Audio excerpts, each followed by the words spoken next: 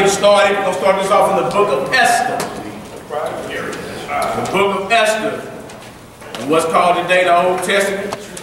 And we're going to read about one of the queens, one of the Hebrew queens in the Bible. Y'all think the Bible doesn't speak enough about women. You sure? You sure? This sister got a whole book right here. All right, we're going to start this out in the book of Esther, chapter 1. We're going to start at verse 1.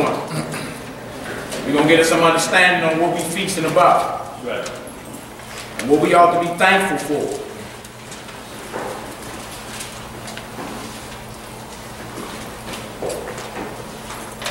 You looking, everybody getting there?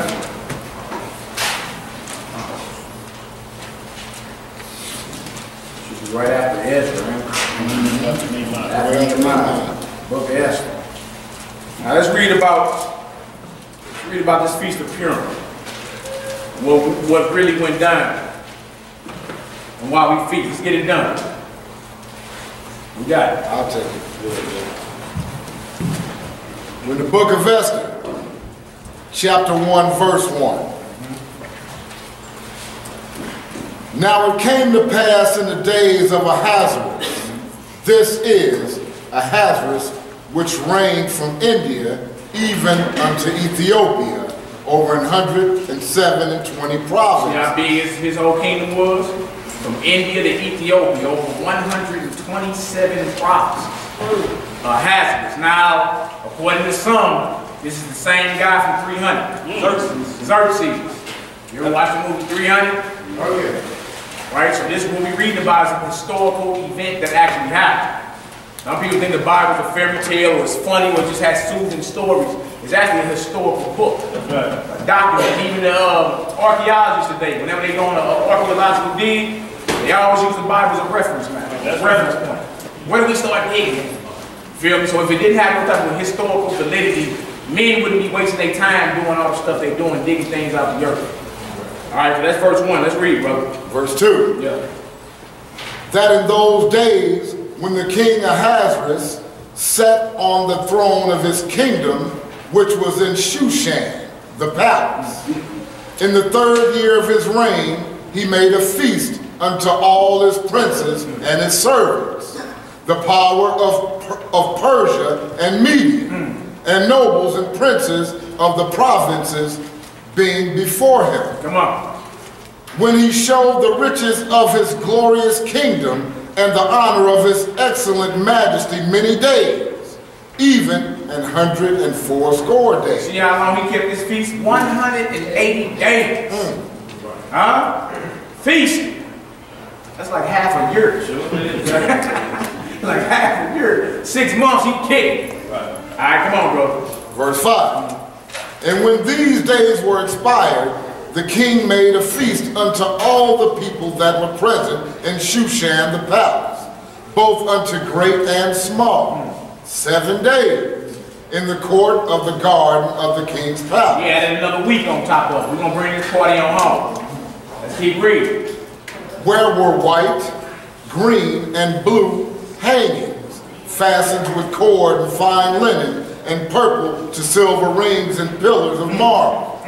The beds were of gold and silver, upon a pavement of red, and blue, and white, and black marble. And they gave them drink in vessels of gold, the vessels being diverse one from another, and royal wine in abundance, according to the state of the king.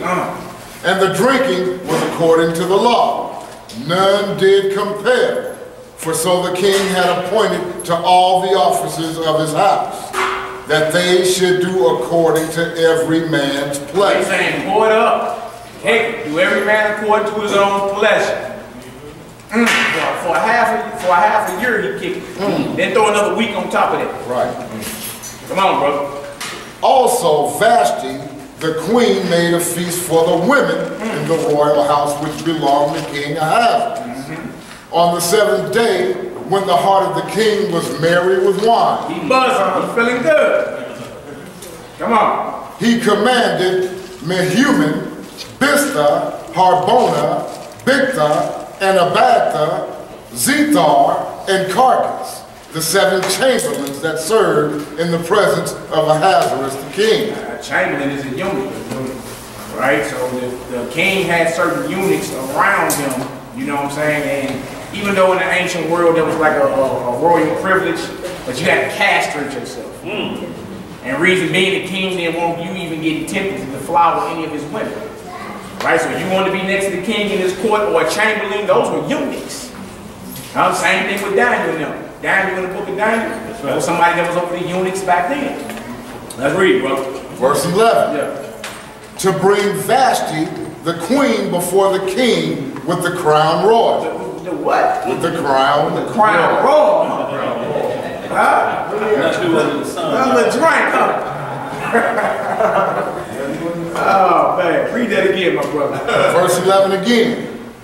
To bring Vashti, the queen, before the king with the crown royal, to show the people and the princes her beauty, for she was fair to look on. So he's feeling good, buzzing, right? He tell the eunuch, hey, go tell my queen, I said, come on in there.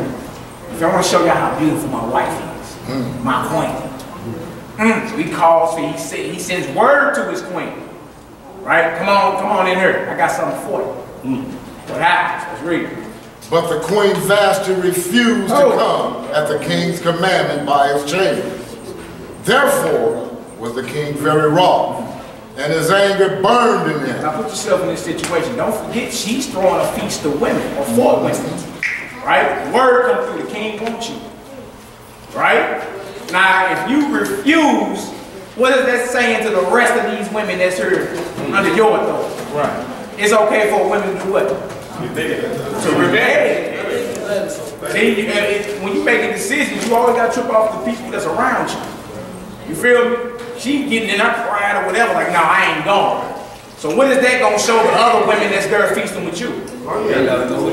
They ain't got to go when their husbands call them either. So guess what? There's a whole bunch of rebellion going on in everybody else. That's right. So what got to happen for this since she refused to show face? It started from the top like that, it trickles on down to the bottom. There it is. So let's read about this, because the king gave a commandment, and realized back then, kings felt as if they were ordained by God. That's right. They were God sitting on the throne as far as they were concerned. So if the king give a commandment, it got to get done. Regardless, and that also puts some, it wasn't never about all them feelings, y'all. You know, I'm like, who you think he is calling me? It was never about all that. Never. All right, let's keep reading, brother. Verse 13. Yeah. When the king said to the wise man, Then the king said to the wise men, which knew the times, for so was the king's manner toward all that knew law and judgment. And the next unto him was Karshina, Shethar, Admatha, Tarshish, Meres, Marsina, and Memucan, the 7 princes of Persia and Media, which saw the king's face, and which sat the first in the kingdom. It's like Obama and in his presidential cabinet. Right. So you get an understanding of what it is that's going on right there. You got the king and you got his advisors, or his cabinet, his administration. All right, let's read, bro. What shall we do unto the queen Vashti according to the law? Because she hath not performed the commandment of the king Ahasuerus by the chamber. Now they got a hold of a council. Hey, the king gave a commandment. That's right. The queen refused. What's the law on that? Serious matter. Right. Serious matter. In front of everybody. Yeah. So they like, what's supposed to be done? Right. Because you gave the order and it didn't happen. And you the king. As far as he is concerned and everybody else in his kingdom, he got on earth. That's right. You gave the order, didn't happen. So what's going to happen because she refused? Let's read it. Verse 16. And Memucan answered before the king and the princes, Vashti the queen hath not done wrong to the king only. So this violation ain't just to you. You feel me? This ain't just you that's being stained by this. Come on, bro. But also to all the princes and to all the people that are in all the provinces of King Ahasuerus. So this thing ain't a personal private matter. That thing right there was serious. because they understood what it is. That spirit will be in all our houses like this. That's right. If something don't get handled, that spirit will be in every last prince's house when we leave her, because yes, we're Vashti the queen. And she didn't get corrected. Huh? Hey, what you mean? All the extra neck bubbles and all that get started. So you understand this. They even call it cancer. What they got to do with cancer? They got to catch it early and kick it out before it's spread.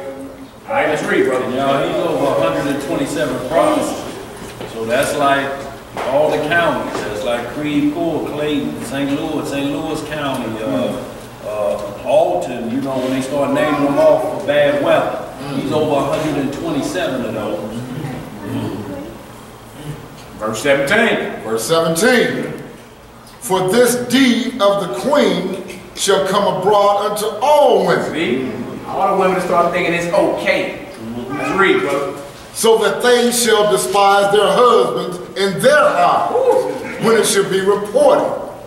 The king Ahasuerus commanded Vashti, the queen, to be brought in before him, but she came not. Well, that'll be the talk of the town right there about this whole entire kingdom. Right. Man, y'all heard about Ahasuerus ain't talking about this woman.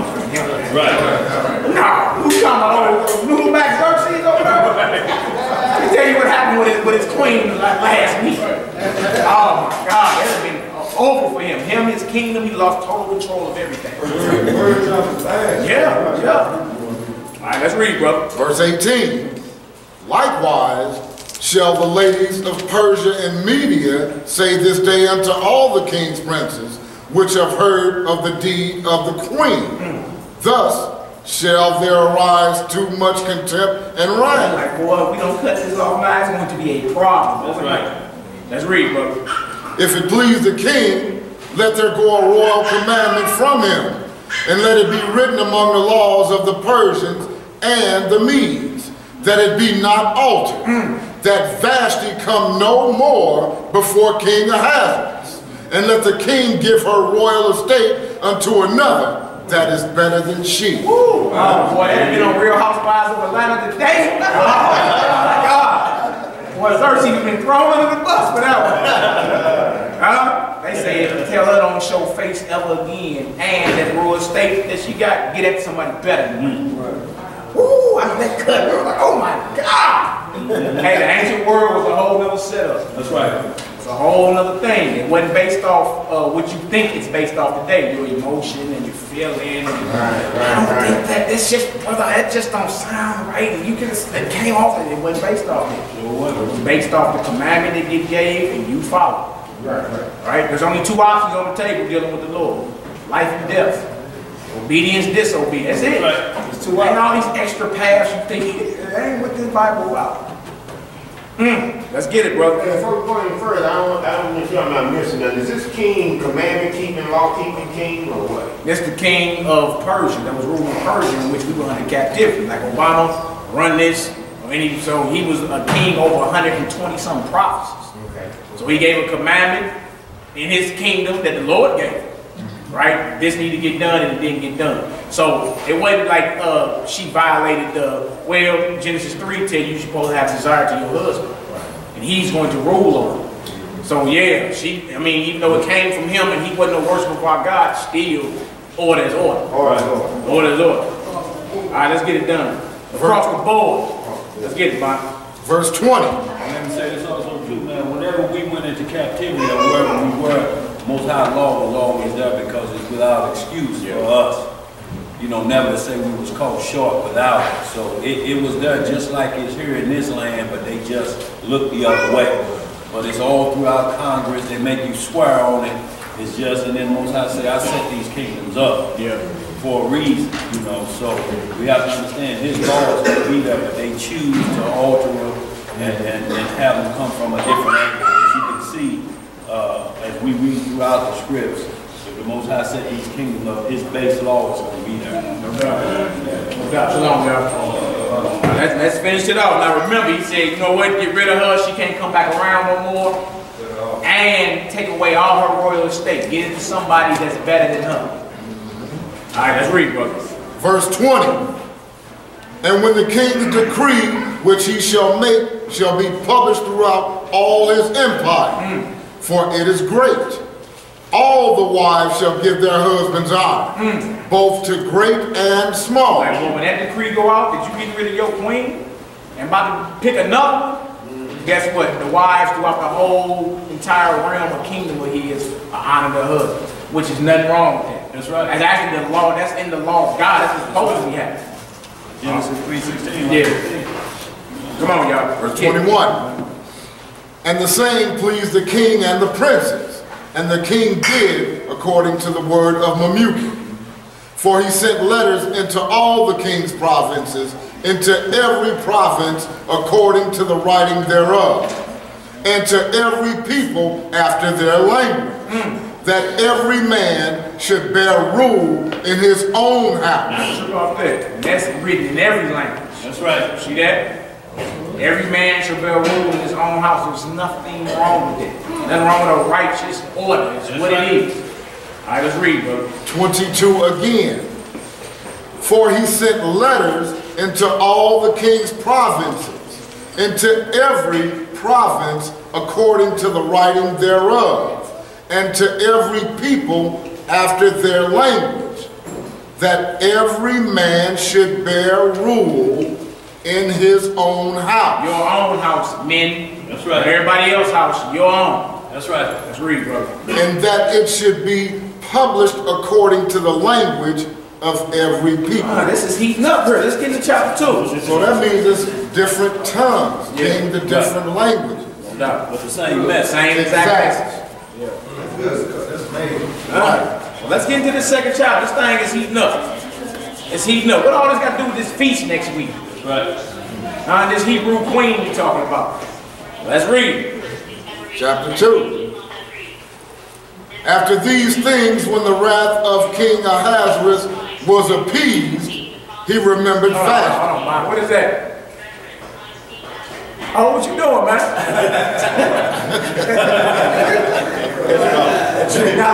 Well, what site you on over there?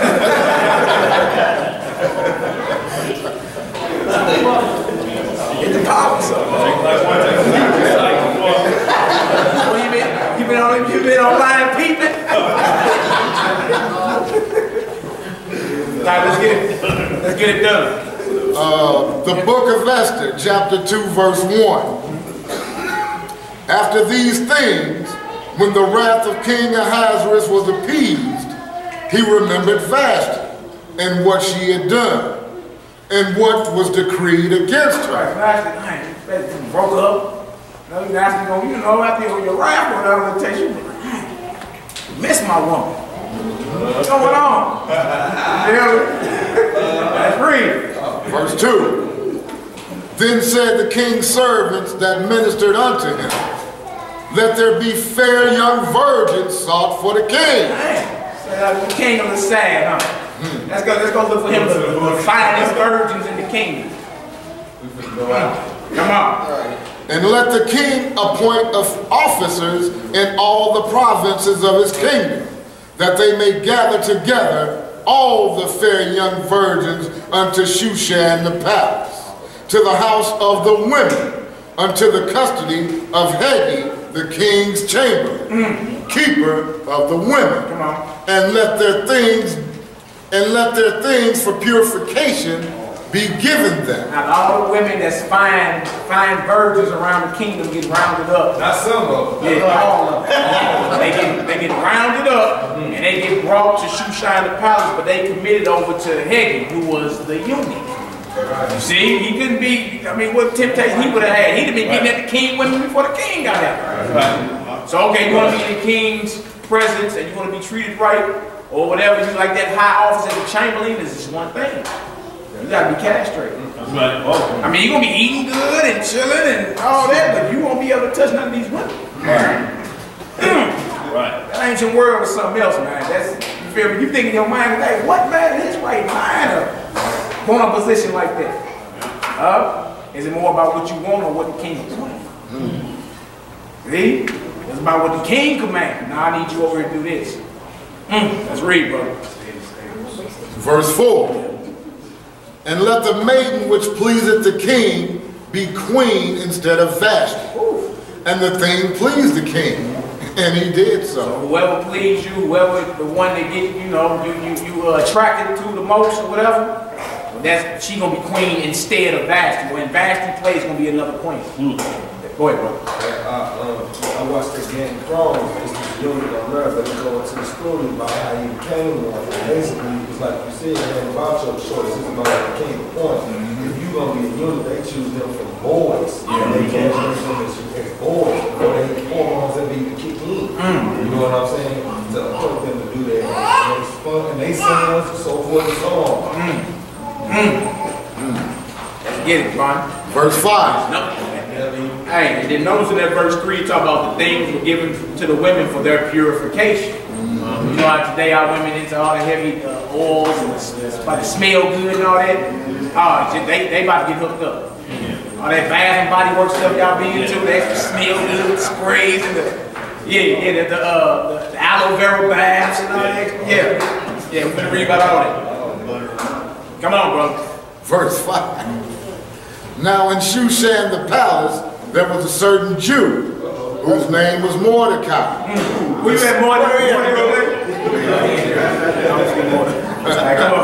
The son of Jair, the son of Shimei, the son of Kish, a Benjamin. So he's out of the kingdom of Judah, not the tribe of Judah. The kingdom of Judah, and he's from the tribe of Benjamin. Just like Paul. All right, let's get it. Who had been carried away from Jerusalem with the captivity which had been carried away to Jeconiah, king of Judah, whom Nebuchadnezzar, the king of Babylon, had carried away. Mordecai is old because that captivity was 7. Yeah. He was there when Jerusalem fell by the Babylonians. You feel me? He under Persia right now. That means Mordecai was an old man. That's right. He was at least 70. At least 70. OG. All right, come on, brother. Verse 7. And he brought up Hadassah. Hadassah, huh? Come on. That is Esther. Now y'all know Esther's Hebrew name is Hadassah. Shalom, y'all. Hadassah. All right, come on, brother. His uncle's daughter. His who daughter? His uncle's daughter. So he's what? His uncle's daughter? What they making? Cousins. Big cousin. Yeah, your uncle's daughter, which makes you a cousin. I was always thought he was the uncle to her, but now he actually a cousin. Let's read, brother. For she had neither father nor mother, and that maid was fair and beautiful, whom Mordecai, when her father and mother were dead, took for his own daughter. Right out. So y'all see the difference in the age gap. That he was just a big cousin, older, and like our parents. So he pretty much just adopted. That's More like uncle. yeah, more like an uncle to her, but was a big cousin. Yeah. Verse 8. So it came to pass, when the king's commandment and his decree was heard, and when many maidens were gathered together unto Shushan the palace, to the custody of Haggai, that Esther was brought also unto the king's house, to the custody of Haggai, keeper of the women. And the maiden pleased him, and she obtained kindness of him, and he speedily gave her things for purification, with such things as belonged to her, and 7 maidens which were meet to be given her. She's so fine, he pleased so much, he speedily gave her things, and gave her 7 servants. Like, you need all this. Hook you on up. Come on, quick. Out of the king's house, and he preferred her and her maids unto the best place of the house of the women. So Lazarus done got pleased by some of that Hebrew blood. That's right. Something about them daughters of Zion, boy. Look, he's a Persian, but there's something about Esther right there. Man, hook her up immediately. Hook up with 7 servants and everything. Get in the best place in the palace. Yeah, them right there. Yeah. Come on, bro, let's get it. Verse 10. Esther had not showed her people, nor her kindred. Read that again. Esther had not showed her people, nor her kindred. She's not in Israel, she's in Persia. Right. You notice that outwardly she wasn't Israel. She was right. in captivity. You know what I'm saying? You got some people try to, you know, condemn you because outwardly he ain't down to the dress code to the letter down. I mean, okay, whatever, young. Like, you ain't got no dress code damnation scriptures for it. Right. You ain't got none of that, but as you see, just like with Joseph in Egypt, he had to dress like an Egyptian. Esther in Persia, she had to not show her kindred. Daniel was about saying the exact thing. So some people try to play them Jedi mind tricks like, you know, y'all in violation because you ain't to the dress code to the letter, right? And really don't understand the spiritual implications of what the Lord is saying anyway. How about how many of y'all had y'all garments on and yelled crucify Christ? How about that? I mean, y'all was draped up and dripped out and said, crucify the Lord.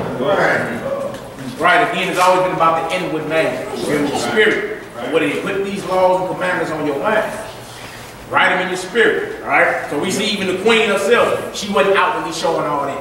Right. All right, go ahead. And another way to say it is that she didn't make it known to anybody else who she was. Right. It's like she knew who she was, but she didn't go in there screaming, hollering, claiming, I'm Israel. Hebrew Israelite, dog! She kept it to herself. For a reason, for a purpose. Yeah. And we have, and that right there, we have to remember that.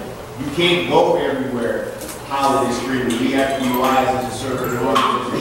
We can't go screaming to the world who we are, to the rest of the swine that's out there casting our pearls before them. It's a reason that we have to keep ourselves hidden at times. You have to, it's like going into another country or another city for us here, or another neighborhood.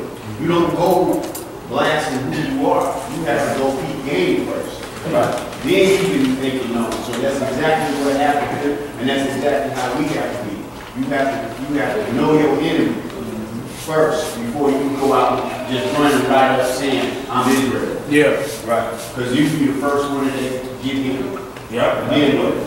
Now, by no means, way, shape, or form, we're saying don't rock Israel. Right. We just saying no first things first. You let it come from inside first, and then that's gonna let it be known if you pressing the outside to be seen or to be looked upon. You know, it's a perfect time when you be looked upon to be Israel. A lot of times, y'all, we got brothers that's in their Hebrew garb on indicted photo. Pressed out and indicted. Right. You know, so we won't be extra careful, y'all. We ain't telling y'all not to do it, but what we're saying is be mindful of where you at. You in your enemy's territory, so to speak. So you have to be careful of what you do because, like I said, you just putting yourself right out. I mean, you know, you wouldn't walk, like I said, when you're back in these gang days, you wouldn't wear blue in the red area, would you? Jump right out there. I don't care what the niggas say. I'm going in there with this head on. Okay, go ahead, then. Right. Go ahead. It's a method to your warfare. That's right. It's a method to it. Verse 10 again. Esther had not showed her people nor her kindred, for Mordecai had charged her that she should not show. See that? You know Mordecai was a man of the Lord. But he charged his cousin like, hey, look, lay the father out and cut stuff. Right. Everybody got no all that. You know what I'm saying? Ain't everybody business. You ain't got to pull up and throw the phone up and, hey, we Hebrew Israelites, and when we pull up. Let's talk doctrine. Let's talk about what we really need to get into. We can get into all that later, because after we finish chopping this doctrine, the next question off your mouth is going to be, hey man, who are you? What do you believe? Thought you never asked. Deuteronomy 28. Right. There's a method to it. Right. All right, come on, bro. Verse 11. Yeah. And Mordecai walked every day before the court of the women's house to know how Esther did and what should become of her. Now when every maid's turn was come to go in to King Ahasuerus, after that she had been 12 months according to the manner of the women, for so were in the days of their purifications accomplished, to wit, 6 months with oil of myrrh. You ever read to wit, that means that is. What? That is, they were being purified with 6 months, for 6 months, with oil of myrrh. Or marinated. Right. And 6 months with sweet odor. and with other things for the purifying of the For a women. whole year, you get pampers. 6 months of oils, 6 months of spices to smell good. Remember, you about to be queen for the king. Hence the term tender.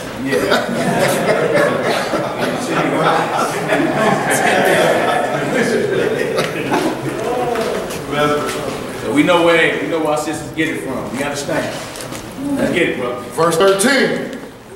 Then thus came every maiden unto the king. Whatsoever she desired was given her to go with her out of the house of the women unto the king's house. In the evening she went, and on the morrow she returned into the second house of the women to the custody of Shaazgaz, the king's chamberlain, which kept the concubines. She came in unto the king no more, except the king delighted in her, and that she were called by name. Now when the turn of Esther, the daughter of Abihail, the uncle of Mordecai, who had taken her for his daughter, was come to go in unto the king, she required nothing but what Haggai required. Wait a minute, hold on. Where am I? She required nothing but what Haggai, the king's chamberlain, the keeper of the women, appointed. And Esther obtained favor in the sight of all them that looked upon her. So Esther was taken unto King Ahasuerus into his house, royal in the 10th month, which is the month of Tebeth, in the 7th year of his reign. And the king loved Esther above all the women, and she obtained grace and favor in his sight more than all the virgins. So that he set the royal crown upon her head, and made her queen instead of Vashti. Then the king made a great feast unto all his princes and his servants, even Esther's feast. And he made a release to the provinces and gave gifts according to the state of the king. And when the virgins were gathered together the second time, then Mordecai sat in the king's gate. Esther had not yet showed her kindred, nor her people, as Mordecai had charged her. For Esther did the commandment of Mordecai, like as when she was brought up with him. In those days, while Mordecai sat in the king's gate, two of the king's chamberlains, Bigthan and Teresh. They sound shaking. They don't sound right. Bigthan and Teresh. They sound like they up something. 21 again. Ain't nothing new under the sun. He said it sound like some cats. Bigthan and Teresh.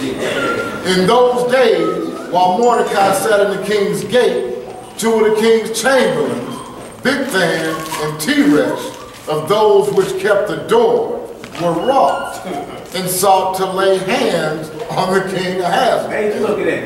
They trying to assassinate the king. His own chamberlains. They trying to assassinate him. Mordecai overheard it. Yeah.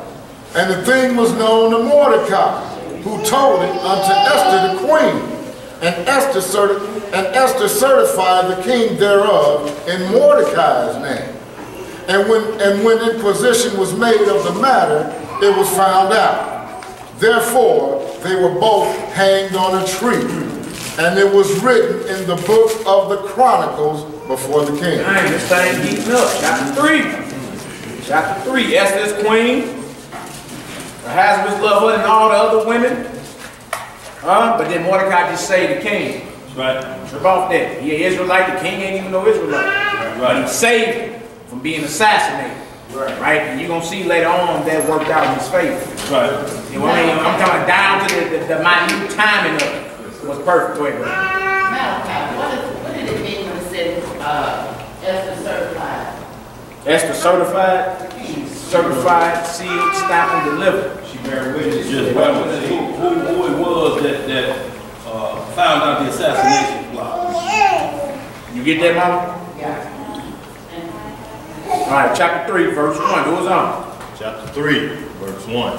After these things did King Ahasuerus promote Haman, the son of Hammedatha, the Agagite, and advanced him, and set his seat above all the princes that were with him. Now, who is the Agagite? What is that? Sometimes you read the Bible, you get all caught up in different, like, what is an Agagite? Huh? And is there any way we can trace that tribe or family down biblically? Yep, first. Hold on, man. Anybody else know? Who was Agag? All right, y'all hold that right there. We're coming right back there. Let's go to 1 Samuel real quick. 1 Samuel chapter 15. 1 Samuel chapter 15. Agag actually means the son of Agag. Well, who was Agag? Let's go read about him real quick. I'm going to show you even in our ancient kingdom who we was banging with. You feel me? And how that struggle has bounced from kingdom to kingdom. We've been banging with a certain group of folks. 1 Samuel 15, start around verse 1, I think it is, bro. Verse 1. 1 Samuel chapter 15, verse 1. Yeah, read 1 through 9 for us.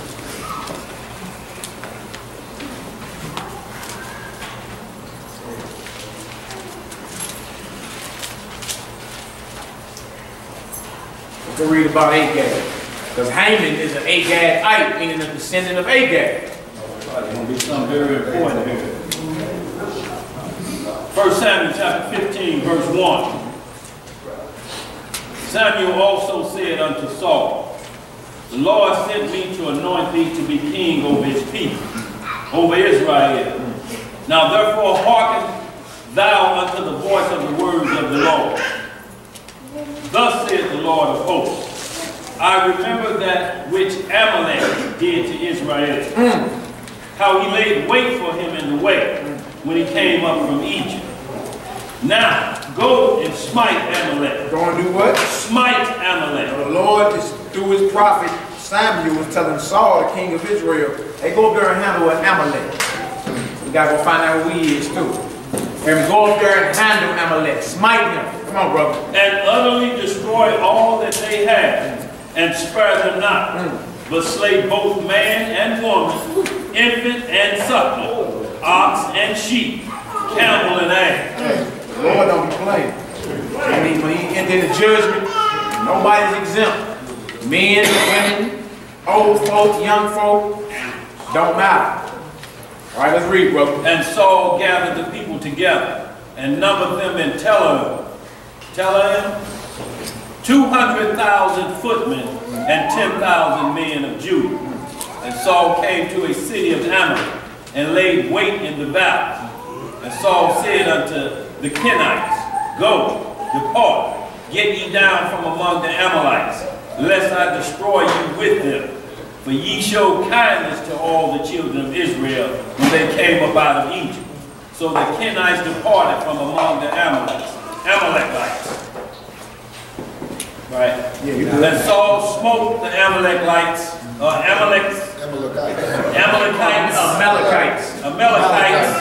from Havilah until thou comest to Shur, that is over against Egypt. And he took Agag, the king of the Amalekites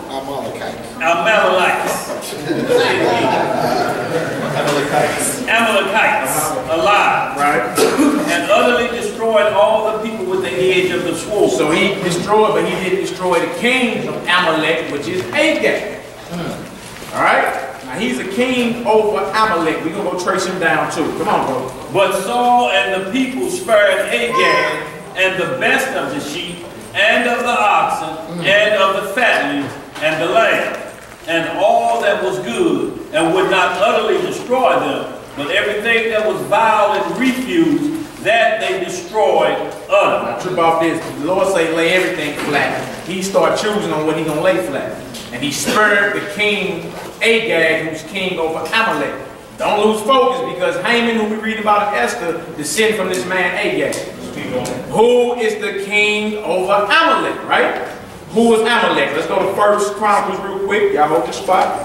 We done with that 1 Samuel. Let's go to 1 Samuel. 1 Chronicles, excuse me. 1 Chronicles chapter 1. Read about Amalek, 35 and 36. Let's go trace this down. First Chronicles. Don't lose focus. Remember, we identifying who this Haman guy is. Right. The Agagites. All right. Well, who was Agag? He was king over Amalek. Who was Amalek? We about to read who he is. And once it sink in who he is, you're going to be like, oh, that makes sense. We still banging with them. It makes perfect sense. First Chronicles chapter 1. Brothers and sisters, verse 35 to 36. We'll read who Amalek was the son of. Who got it? First Chronicles chapter 1, verse 35. Good? What was you laughing for? That makes sense, huh? Come on, let's get her done. Verse 35. The sons of Esau, Eliphaz, Ruel, and Jeshush, and Jalam, and Korah. These sons of Esau, huh? The Edomite, okay. Verse 36. The sons of Eliphaz. Which is the son of Esau, right? Yep. All right, come on. T-Man, and Omar, Zephaniah, and Gatham, Kenaz, and Timnah, and Amalek. Amalek is a grandson of Esau the Edomite. Haman is an Agag. Agag was the king over Amalek. Amalek is Esau. White boys. The Edomite. Yeah. White boys. Yeah. Yeah, now think about this. That opposition and war was going on even in ancient Persia. Right. See that? It ain't nothing new. It's been going on since the womb. Genesis 25, like the brother saying. Right. Since the womb. You feel me? So we got, look, I'm gonna come to you. We got another one, number 17 I want to go to. Show y'all something real quick. The Lord got a problem with them. So if they made a movie about this, they would have that part right. Yeah, it would. Exactly. All right, we're going to go to Numbers. No, it's Exodus. Exodus 17. Exodus 17. I believe that's right. I'm going to show y'all something about Amalek. Exodus 17, verse 14 through 16. And then I'm coming to you, young Judah.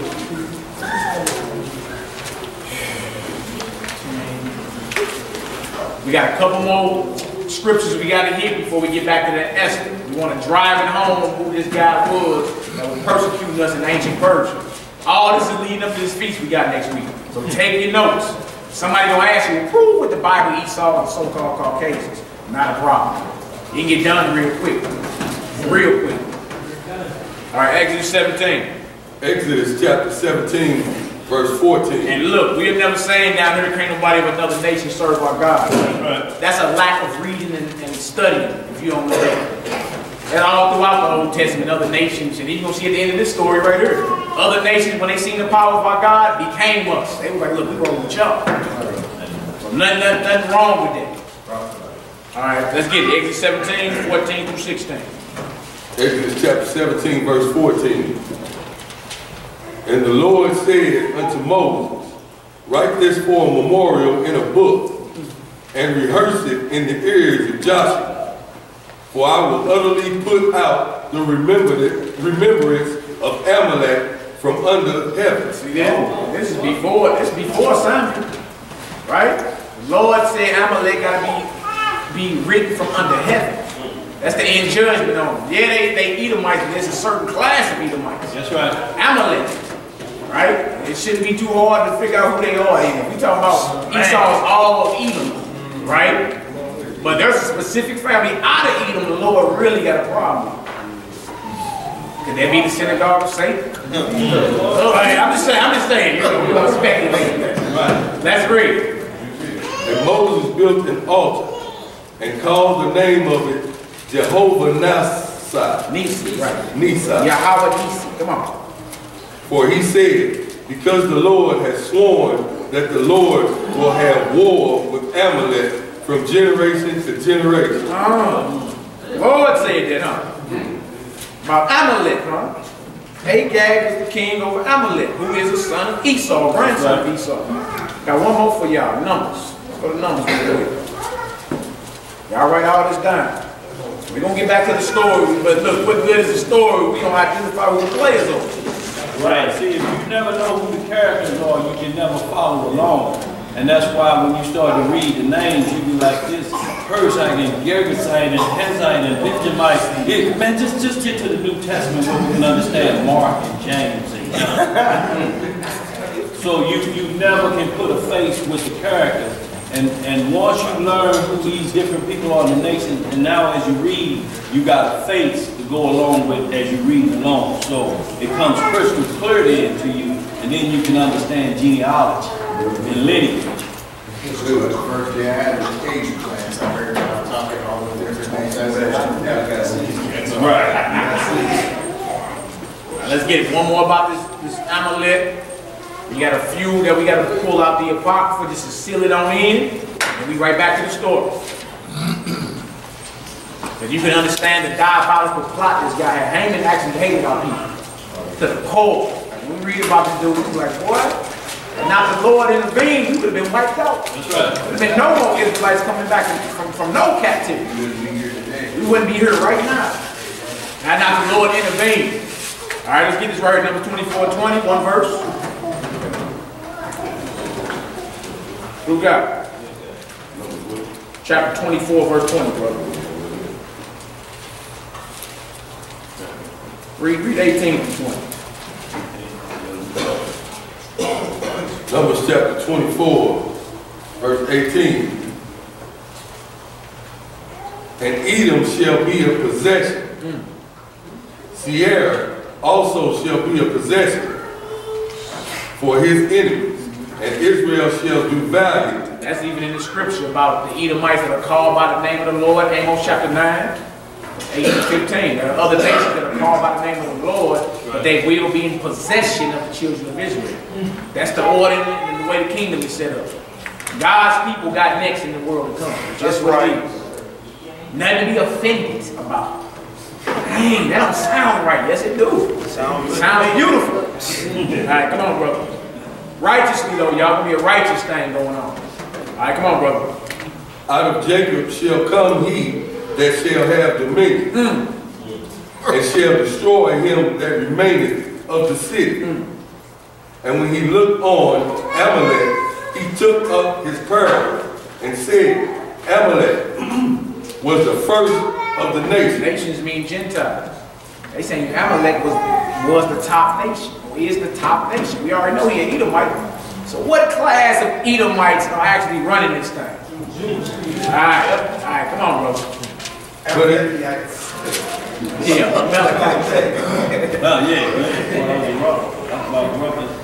come on, bro. But his latter end shall be that he perish forever. That's his latter end. He's going down. That's just what it is. Alright, now a lot of y'all don't know Esther got an extension in the Apocrypha. That's what we're doing next. Esther chapter 16. We ain't forgot about where we're going. We're going back to chapter 3. I'm trying to get one into the mouse out.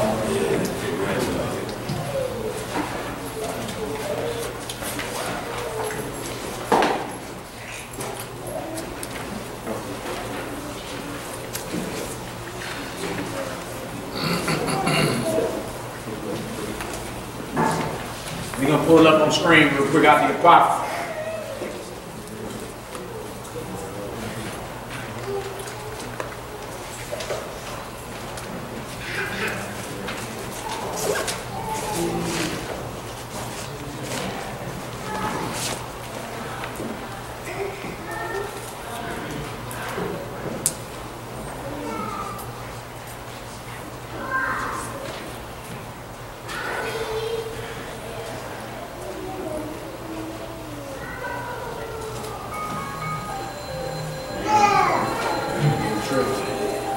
Let's read it real quick. Y'all listen up if y'all ain't got it. Let's go to Esther and the Apocrypha.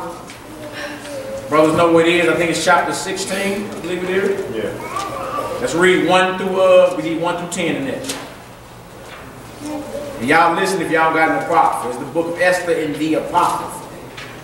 Book of Esther, in the Apocrypha, chapter 16. Start around verse 1, my brother. Verse 1. The great king Axateras, is that Ahasuerus, unto the princes and governors of the 127 provinces from India unto Ethiopia. So we talking about the same guy. Unto all our faithful subjects, greetings. Many the more often they are honored with the great bounty of their gracious princes, the more proud they are waxing, and endeavor to hurt not our subjects only, but not being able to bear abundance, to take in hand to practice also against those that do them good, and take not only thankfulness away from among men. Hold on, Barnes. I can read today.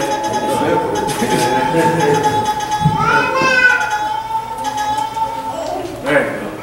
All right.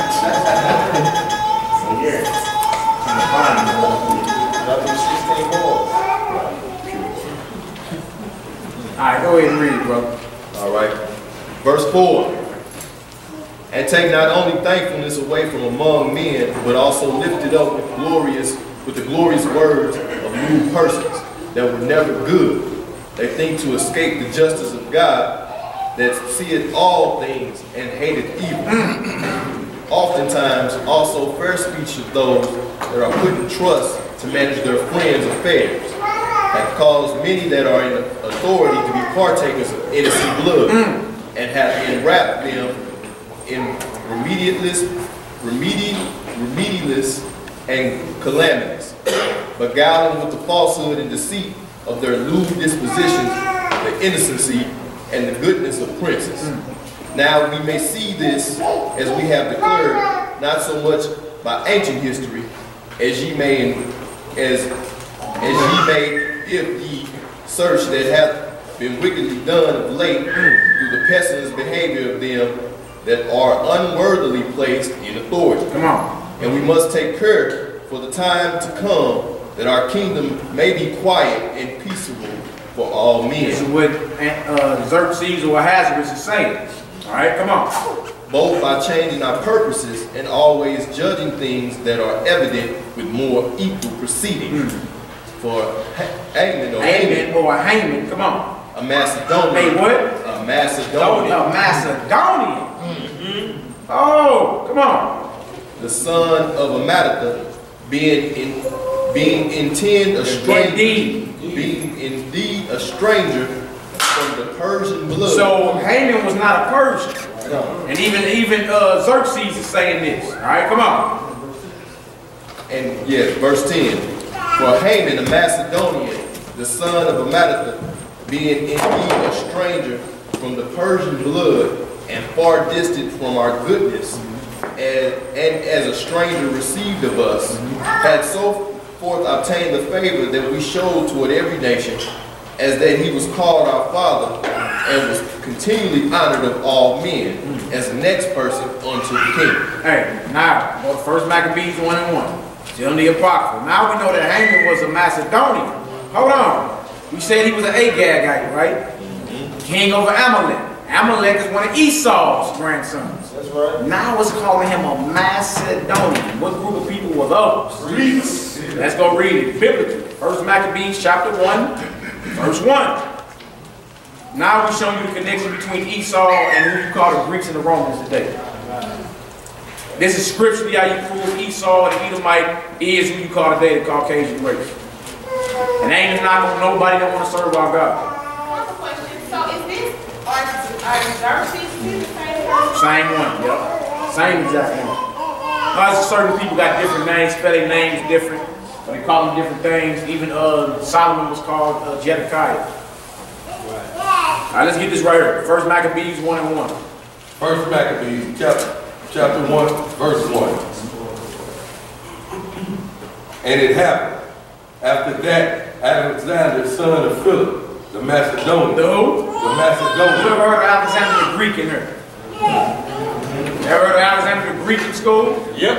All That's what we're talking about right here. Alexander, the son of Philip the Macedonian.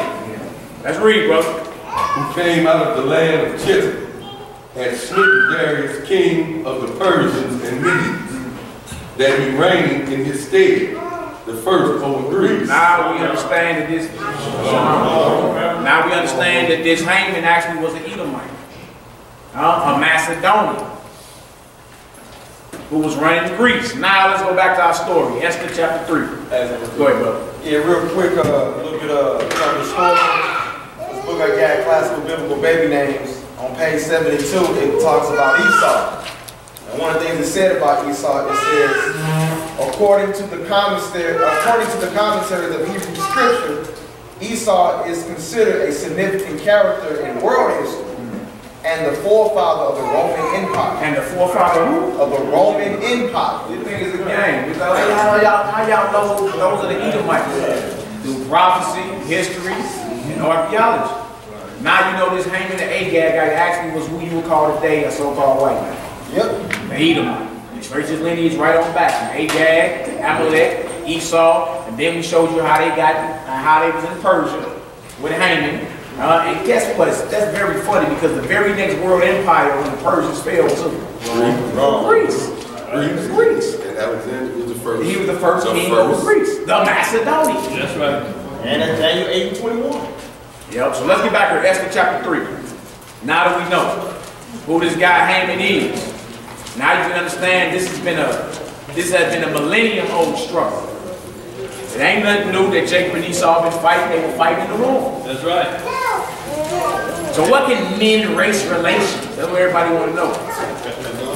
Nothing. Save it. Yeah. Ain't nothing. Look, it was set up like that from the jump. You've been fighting. They were struggling over the blessings of the kingdom that was coming. Let's get this Esther chapter 3. Start at verse 1. Let's get it. Verse 1. Now we know who he is. Esther 3, verse 1. After these things did King Ahasuerus promote Haman, the son of Hammedatha the Agagite, and advanced him, and set his seat above all the princes that were with him. Everybody understand that he's an Edomite. You understand that? Macedonian, Greek, whatever you want to call it. Let's read, brother. Verse 2. Yeah. And all the king's servants that were in the king's gate bowed in reverence Haman, for the king had so commanded concerning him. But Mordecai bowed not, nor did him reverence. Mordecai like, I'm not bowing to him. Are you crazy? Right. Why is that a problem? We Israelites, man. That's right. Now, you don't bow to nothing but your God. That's right. Right? Or in the case of the angel outside of, Jericho, or whoever the Lord gives his authority to. You bow to the Most High and whoever he put that anointing on. And they bow to King David, like they bow to Christ. Feel me? And so if it ain't that order, then what would you mean bow to him for what? Let's read. Verse 3.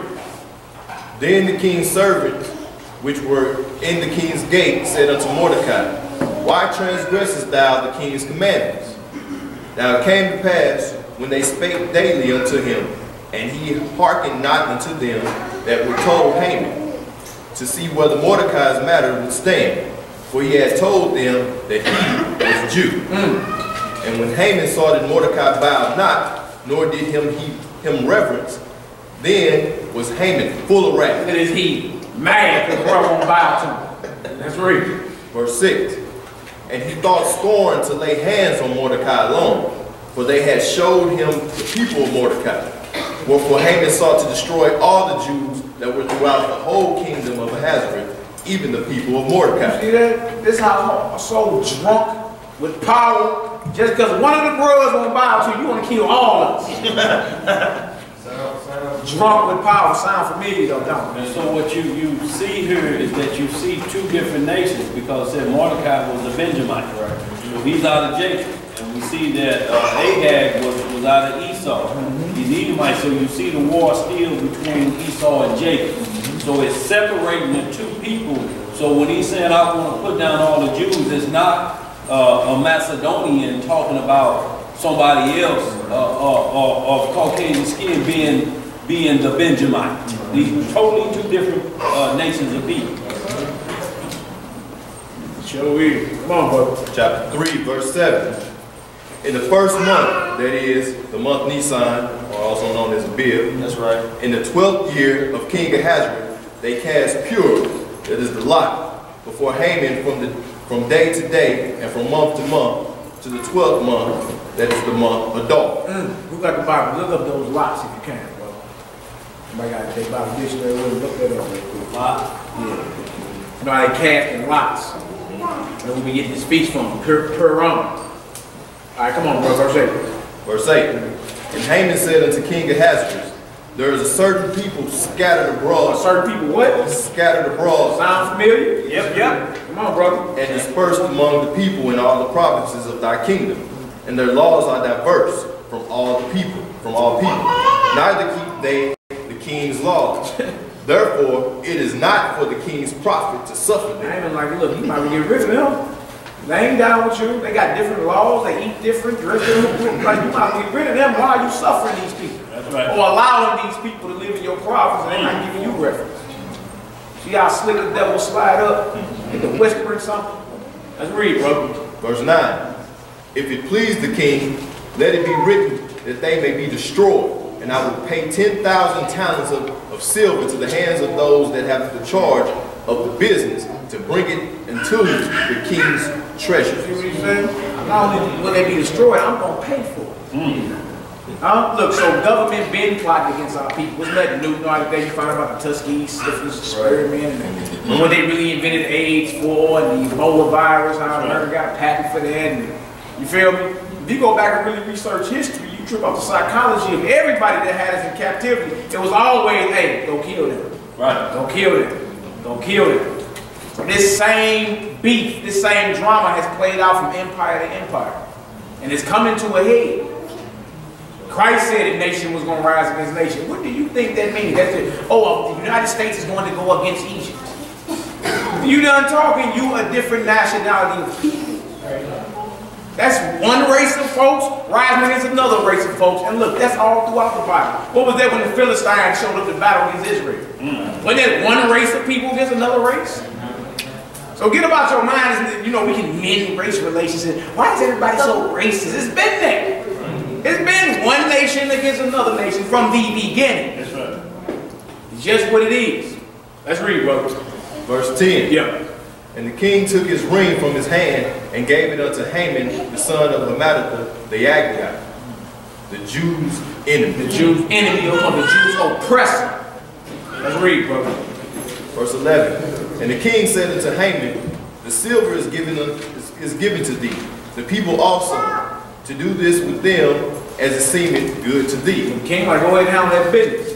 I trust you. You my right-hand man, trusted advisor. Even if I don't know everything that's going on, I know since I appointed you as right hand, you would never bring nothing crazy to me. Y'all think Barack Obama read everything come across his desk? No, he done trusted that his advisor just telling me, look, sign right there. Right. Feel me? Got his best interest in mind. Y'all better not have me signing no mags. You get the sign. So this is the same thing with this king right here. He's believing that this guy Haman got his best interest in heart. Let's read, brother. Verse 12. Then were the king's scribes called on the 13th day of the first month, and there was written according to all that Haman had commanded unto the king's lieutenants and to the governors that were over every province, and to the rulers of every people of every province according to the writings thereof, and to every people after their language. In the name of King Ahasuerus was it written, and sealed with the king's ring. See that? Now this thing get like the posters patched, like the news. They get signed, sealed, delivered. Hey, we about to get rid of these people. All because one of the brewers is about to. About to kill all of them. Let's read, brother. Verse 13. And the letters were sent by post into the king's provinces. Into all the king's provinces. Into all the king's provinces to destroy. To what? To destroy, to kill, and to cause to perish all Jews. You see that? That same thing is going on. If you think that war ain't going on, you're blind. Right. You think all the crack cocaine, the gang violence, and the diseases they intentionally put in your neighborhoods about. With the Planned Parenthood on your roofs, you think that's about it. Right. The war been going on. See, sometimes it's real easy to slip off and, oh, you know, it's been better since, you You know, Martin had a dream, it's been better. But you know, they had an article that there's so many brothers in jail. I just seen it yesterday. Right. It's so many brothers in jail today. It's enough brothers that can fill the jails in 8 countries. That's how many black men are incarcerated on these shores of America. It's enough brothers in jail to fill up the prisons in 8 countries. So you can't say the war ain't going on, the slavery don't exist no more. When there's more brothers in jail than picking cotton in 1850, you can't say that. Right. Slavery is gone. What world you living in? Right. Ain't this one. That's real, bro. Exactly. Come on. Now, see that everything went out by post, so post office has been around a long time. Yeah. 5 minutes. So the 5 mail went out to everybody back then. Trip off this. It say to perish all Jews, right? Now trip off this if you think you exempt. Because you a child or a woman. That's real. Or old. That's real. Verse 13 again, and the letters were sent by post into all the king's provinces to destroy, to kill, and to cause to perish all Jews, both young and old, little children and women, in one day, even upon the 13th day of the 12th month, which is the month of Adar, to take the spoil of them for a prey. So it was everybody, y'all. Feel me? When this enemy attack, he coming to take everything. There's no such, it ain't gonna be, oh, you exempt because you're 5.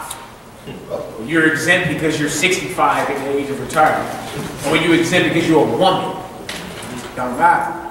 Understand this war and how deep it really get. These people want our blood. Why? Because the promises of the kingdom of heaven, the promises of Abraham come to you. And look, they've been on it. You feel me? Why you still trying to catch up with Young Thug and all these other clowns out here, Lil Wayne. They come up in the Lil Wayne and Baby beef. You know? Your enemy for real know what time it is. I speak of your enemy, I'm talking about the devil himself. Now that's spiritually controlling all these world leaders. It's just what it is. And who was the problem as always? You. You've been the problem. All right, let's read, brother. Verse 14. Yeah. The copy of the writing for a commandment to be given in every province was published unto all people, that they should be ready against that day. The post went out, being hastened by the king's commandment, and the decree was given in Shushan, the palace. And the king and Haman sat down to drink. Look at it. But the city Shushan was perplexed. Sitting back drinking.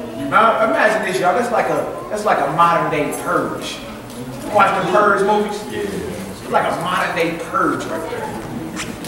At midnight, kill all of them. Right. That's what it is. Let's go into chapter 4. Let's get it. The story is heating up. And this all got to do with our feast that we have next week. March 4th through the 5th are the official days of Purim. Start next week. That's chapter 4. When Mordecai perceived all that was done, Mordecai rent his clothes and put on sackcloth with ashes, and went out into the midst of the city and cried with a loud and bitter cry. Mordecai like, look, they about to kill us. It's time to get to praying and repent to our God. That's right. He turned his clothes later for these fancy garments. Pour ashes on his head, get his face in the ground. It's showing that you at your humblest, lowest state. That's right. All right, Lord, please help us. Right? That's how we ought to be praying to the Most High.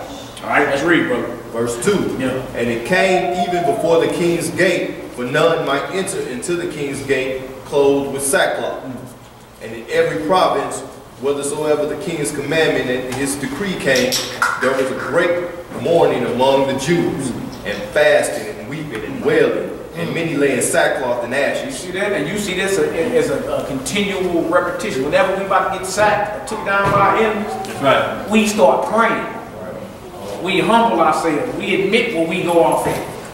Huh? But see, how is we going to do that? You talking about unite all black folk. He's a Buddhist. Right. He's down with Yahweh ben Yahweh. You can't do that. Right. Who we praying to?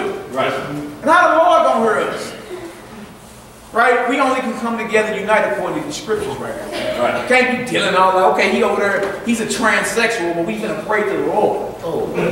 He's Darwin, he's into evolution and Darwinism, but we finna pray to who you think prayers the Lord gonna hear? Y'all not even united, we not even united in belief. At all. We still arguing on whether the Bible is real or not at this late hour. Right. Let's read, bro. Verse 4. Yeah. So Esther's maid and her chamberlains came and told it to her. Then was the queen exceedingly grieved, and she sent raiment to clothe Mordecai and to take away his sackcloth from him. But he received it not. I'm not finna put on no good clothes. I'm good. You know what's about to happen. Right. Let's read, brother. Verse 5. Then called Esther for Hathach, one of the king's chamberlains, who he had appointed to attend upon her, and gave him a commandment to Mordecai to know what it was and why it was. So Hathach went forth to Mordecai unto the street of the city, which was before the king's gate. And Mordecai told him of all that had happened unto him, and of the sum of the money that Haman had promised to pay to the king's treasuries for the Jews to destroy them. Also, he gave him the copy of the writing of the decree that was given at Shushan to destroy them, to show it unto Esther, and to declare it unto her, and to charge her that she should go in into the king to make supplication for him, and to make request before her people, and to make request and to make supplication unto him, and to make request before him for her people. And Hathach came and told Esther the words of Mordecai. Like, look, tell the queen she's gonna have to go say something. She gonna have to say something. That's real. Keep going. Chapter 10, verse 10. Again Esther spake unto Haman and gave him commandment. Top. My bad. Again Esther spake unto Hathach and gave him commandment unto Mordecai. And the king's servant, all the king's servant and the people of the king's provinces do know that whosoever, whether a man or a woman, shall come unto the king into the inner court, who is not called, there is one law of his to put him to death. I heard what she's saying. She's saying, look, if I go in, like if I just go busting in his throne room, you feel me? Who up in her? Just walk up in her and I ain't been called. You know, that's a death sentence. Even to the point. That's a death sentence. You couldn't, in other words, you couldn't come before the king without him calling you. It couldn't be like you just come today, you come in. Now who in that room? Right. Come busting up in the room now. That wasn't like that. You feel me? So she was telling Mordecai, like, look, you know I'm dead if I go up in there and he ain't called. Let's read. Continue on. Except such to whom the king shall hold out the golden scepter, that he may live. But I have not been called to come in unto the king these 30 days. I ain't got called to come to him for a month. Like, I'm dead unless he take his scepter, which means his staff of rulership, and extend it to me. That's right. Other than that, I'm dead. Let's read. Verse 12. And they told to Mordecai Esther's words. Then Mordecai commanded to Esther to answer Esther. Think not with thyself that thou shalt escape in the king's house. More than all the Jews. Don't think you safe. Right. Because you queen and all your people finna suffer. Right. You think this is. You think you safe because you up in there and we all out here? Right. Come on, brother. Verse 14. For if thou altogether holdest thy peace at this time, then shall their enlargement and deliverance arise to the Jews from another place. But thou and thy father's house shall be destroyed. You hear what he tells me? Like, look, you better stand up for the truth. But notice the Lord gonna deliver his people. That's right. Right? So if you don't say nothing, guess what? You're gonna be destroyed for not saying nothing.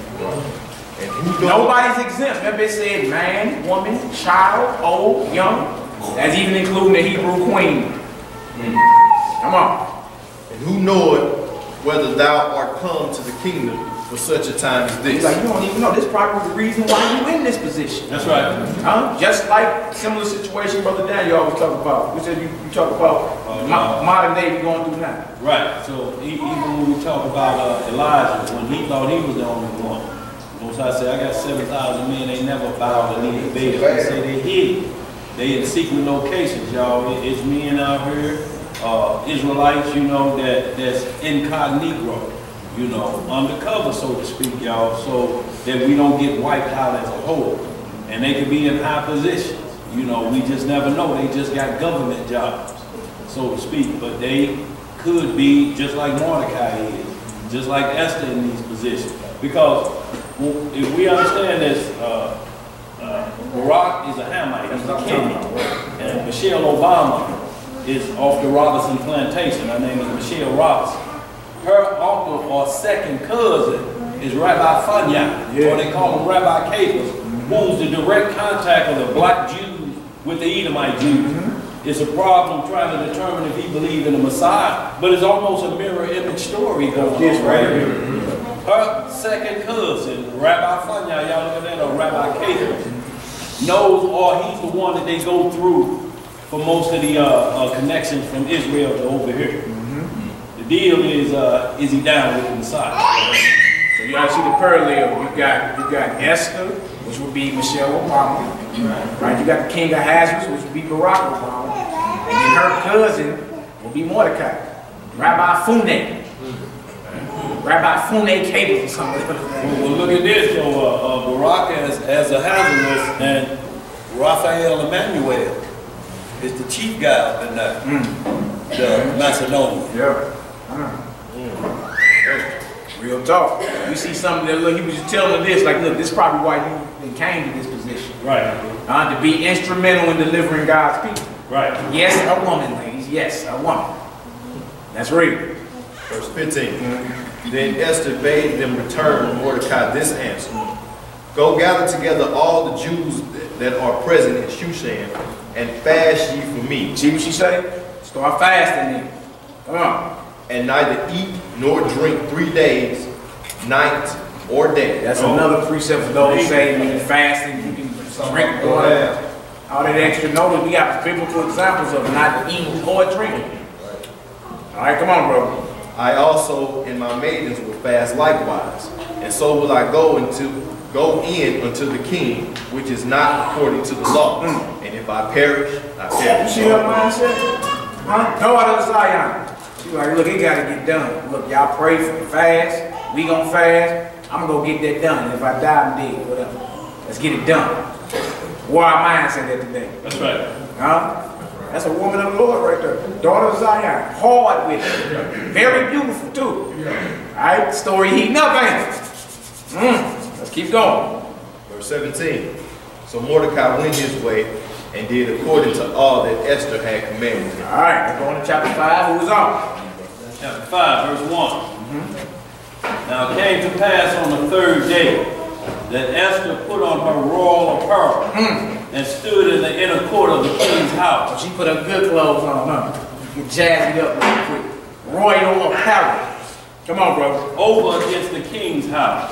And the king sat upon his royal throne in the royal house over against the gate of the house. And it was so, when the king saw Esther, the queen, standing in the court, that she obtained favor in his sight. And the king held out to Esther the golden scepter that was in his hand. So Esther drew near and touched the top of the scepter. Then said the king unto her, What wilt thou, Queen Esther? What's going on? What you need? Come on. And what is thy request? It shall be even given thee to the half of the kingdom. See what he's ready to offer? Whatever you want. You can have half my kingdom. What's going on? Something gotta be going on. You can show up. Whatever you want, you can have the half my kingdom. Come on, baby. Wow. Wow. Mind you, she going in there like, look, if I'm dead, I'm dead. Whatever. But you see how the Most High say, y'all write it down. Proverbs 21, verse 1 and 2. The king's heart is in the hand of the Lord. As rivers of water, you turn it how you want to. That's right. Feel me? So the Lord switched his mind right up. He's seen how this beautiful woman was like, oh, what's going on? What wilt thou? What you want? Shabbat shalom. All right, come on, let's get it. And Esther asked, if it seem good unto the king, let the king and Haman come this day unto the banquet that I have prepared for you. You know, I prepared a banquet for you and your boy. Haman. Yeah, bring him. Haman the Edomite. I got a banquet. I said, bring your boy too. Bring him. Let's read, brother. Then the king said, cause Haman to make haste, that he may do as Esther had said. So the king and Haman came to the banquet that Esther had prepared. And the king said unto Esther at the banquet of wine. What this pyramid is a banquet of wine. Overindulged though, brothers and sisters. All right, come on. What is thy petition? And it shall be granted thee. And what is thy request? Even to the half of the kingdom it shall be performed. Then answered Esther and said, my petition and my request is, if I have found favor in the sight of the king, and if it please the king to grant my petition and to perform my request, let the king and Haman come to the banquet, that I should prepare for them, and I will do tomorrow as the king has said. Look, now, you know what I'm saying? Bring him tomorrow too. Yeah, bring your boy back tomorrow. Yeah. If whatever I request you're gonna give me, then, yeah, I got another banquet tomorrow. Right. Bring your boy too. Make sure that. Yeah, make sure he's there. Right. All right, come on. Then went Haman forth that day joyful and with a glad heart. He's thinking like, woo, I'm good, I'm in there. Right. Come on, bro. But when Haman saw Mordecai in the king's gate, that he stood not up, nor moved for him, he was full of indignation against Mordecai. Boy, this Negro still ain't standing up, still ain't bowing. Come on. Nevertheless, Haman refrained himself. And when he came home, he sent and called for his friends, and Zeresh his wife. And Haman told them of the glory of his riches, and the multitude of his children, and all the things wherein the king had promoted him, and how he had advanced him above the princes and servants of the king. Haman said, moreover, Esther the queen did let no man come in with the king unto the banquet that she had prepared, but myself. He like, I'm in there. I'm cool. Hey, I'm the right-hand man of the king. Even his wife like me. Right. Come on. And tomorrow am I invited unto her also with the king. What you are? Yet all this availeth me nothing, so long as I see Mordecai the Jew sitting at the king's gate. He's drunk with power. Still hate him. I hate him. None of this means nothing. I still got to deal with him. He's a thorn in my side. All right, come on, bro. Then said Zeresh his wife and all his friends unto him, let a gallows be made of 50 cubits high. And tomorrow speak thou unto the king that Mordecai may be hanged thereon. Then go thou in merrily with the king unto the banquet. And the thing pleased Haman, and he caused the gallows to be made. I know it was his wife. Now she's speaking out. Why don't you get some gallows made so we can hang all of them?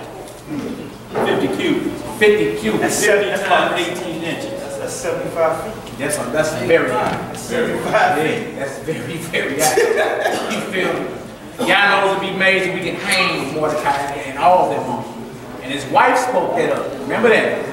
All right, let's go. Chapter 6, verse 1. On that night did not the king sleep. Y'all listen up. Get it, bro. And he commanded to bring the book of records of the Chronicles. And they were read before the king. And it was found written that Mordecai had told of Bigthana and Teresh, two of the king's chamberlains, the keepers of the door, who sought to lay hand on the king Ahasuerus. So this certain night, the king couldn't sleep. You feel me? Trouble. Open them records up, man. That's right. Mordecai the Jew saved my life.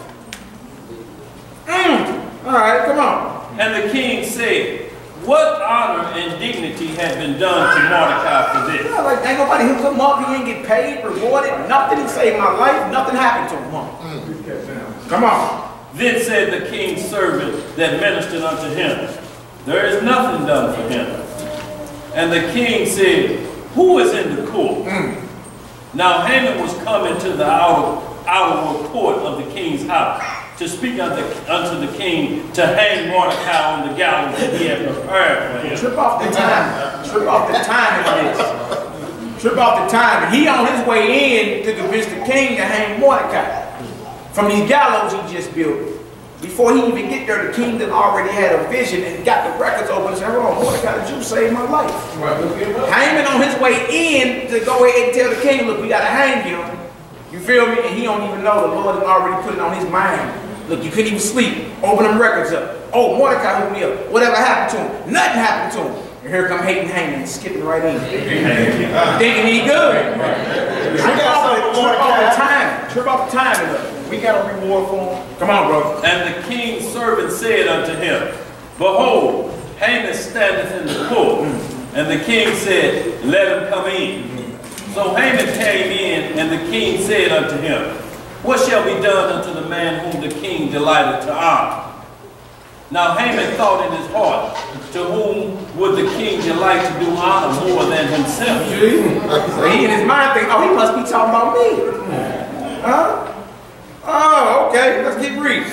And Haman answered the king, for the man whom the king delighted to honor, let the royal apparel be brought, which the king uses to wear. Bring out the best clothes the king wears. Come on. And the horse that the king rideth upon, and the crown royal which is set upon his head. Man, give me your clothes, your horse, and your crown.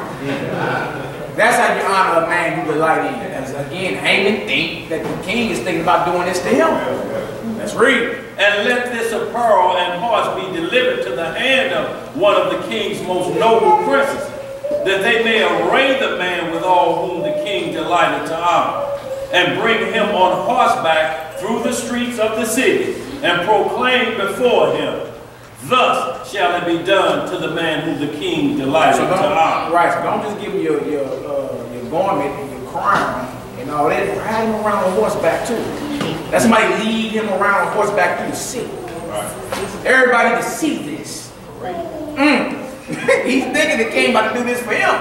Let's read. Then the king said to Haman, make haste, and take the apparel and the horse, as thou hast said, and do even so to Mordecai the Jew, that sitteth at the king's gate. Come on. Let nothing fail of all that thou hast spoken. Everything you said, hook that round up. Everything that came off your mouth, that was a good way to deliver that. Let nothing fail that came out your mouth. Go in haste, hurry up. Hurry up. Go get Mordecai, the crown, the pearl, on horseback, handle your business. Okay. What did you need? Right. What did you need? What was you talking about? Oh, they can wait. All right, come on, bro. Then took Haman the apparel and the horse, and arrayed Mordecai, and brought him on horseback through the street of the city, and proclaimed before him, thus shall it be done unto the man whom the king delighted to honor. And Mordecai came again to the king's gate. But Haman hasted to his house, mourning, and having his head covered. You see how the Lord worked? It's in the Psalms. Y'all can find it. He said, the Lord will make a table for you in the midst of your enemies. Right in the middle of your enemies. He'll make a table for you. And now they get mocked and mourned. Let's read, bro. And Haman told Zeresh, his wife, and all his friends everything that had befallen him.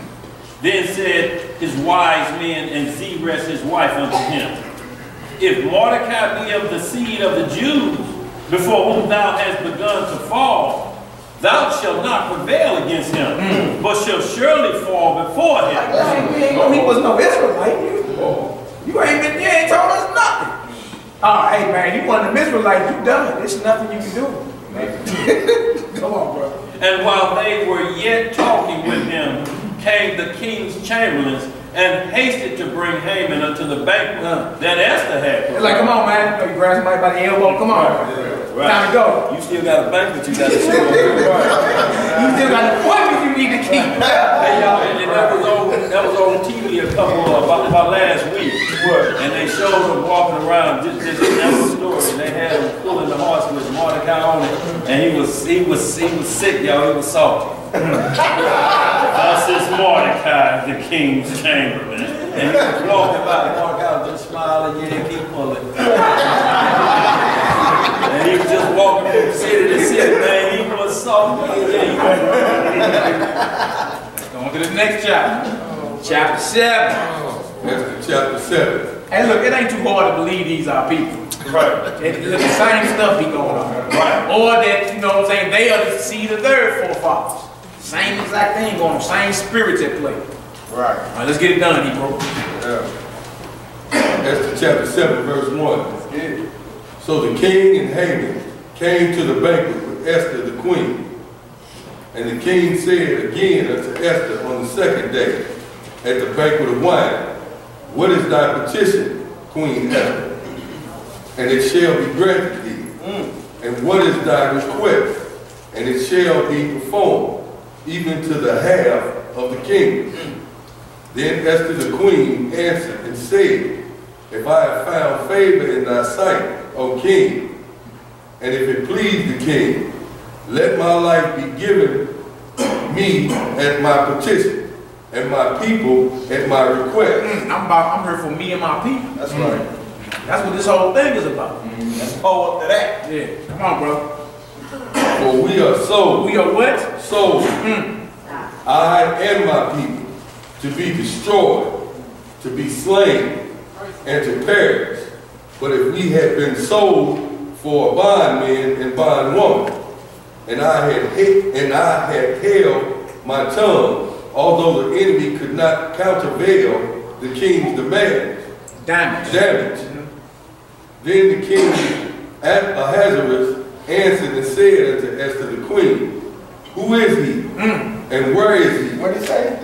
Who is he and where is he that durst presume in his heart to do so? I said, who lied on you and your people like what? Boy, he probably was shaking in his boots. He's like, who you talking about? Bet he wasn't drinking that wine then, huh? You know, somebody be more about to swallow real hard. Grass, swallow. You feel me? Send the glass down like, yeah. Like Arizona. Let's get it done. Verse 6. And Esther said, the adversary and enemy is this wicked Haman. Hey, when you look up that word adversary, y'all know that's Hashatan. Satan, baby. The devil. That's right. Deceiver, in other words. You feel me? Or your adversary, one that's against you. So she's saying the adversary and enemy is this wicked Haman. Your boy right next to you. Right. Pulling it up. He probably choked on it. Serious swallow. Come on, brother. Then Haman was afraid before the king and the queen. And the king, arising from the banquet of wine in his wrath, went into his palace garden. And Haman stood up to make request for his life to Esther the queen. For he saw that there was evil determined against him by the king. Now you want the queen to pacify the anger of the king. That's what you're doing now. Like, look, man, he gonna kill me. Right. Come on. Then the king returned out of the palace garden, into the place of the banquet of wine. And Haman was fallen upon the bed whereon Esther was. You on his woman's bed? His bed too? Crying and trying to trick. Oh, no. Now you're on a woman's bed. Come on, brother. Then said the king, will he force the queen also before me in the house?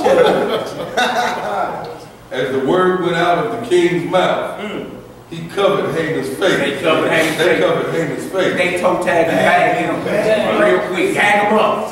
Bag over his head. Right. Get him up out of here. Right. Woo! Boy, come on, bro. And Harbona, one of the chamberlains, said before the king, behold also the gallows 50 cubits high, which Haman had made for Mordecai, who had spoken good for the king, standeth in the house of Haman. Then the king said, hang him thereon. What did he say? Hang him thereon. So they hanged Haman on the gallows that he had prepared for Mordecai. Then was the king's wrath pacified. Y'all write down Psalm chapter 7, 9 to 15. Right, you dig a ditch, you're going to fall in. Right. That's what it is. Psalm 7, verse 9 to 15, bro. All the little quick sayings you hear out there, you dig one ditch, you better dig two. All of that comes straight out of the scripture, y'all. Right. Look at that. The very thing that he was purposing in his heart. Guess what? He basically, in essentially, was digging his own grave. Absolutely. You know, everybody dig your own grave, man. That's what happened. He was purposed in mind to go against and eradicate, not just Mordecai, all the seed of Israel. That's right. That was his purpose in mind. Right? So yes, somebody operating like that is your enemy. Right? Margaret Sanger, who founded eugenics and Planned Parenthood, she ain't living no more, but that's your enemy. Right. That's your straight enemy, because that was her whole mindset. Man, look, They ain't good for nothing. They shiftless, they feeble-minded, Right. they're uneducated. Huh? Come on now, same type mindset. The word, they assassinate your character first and they come in for the kill.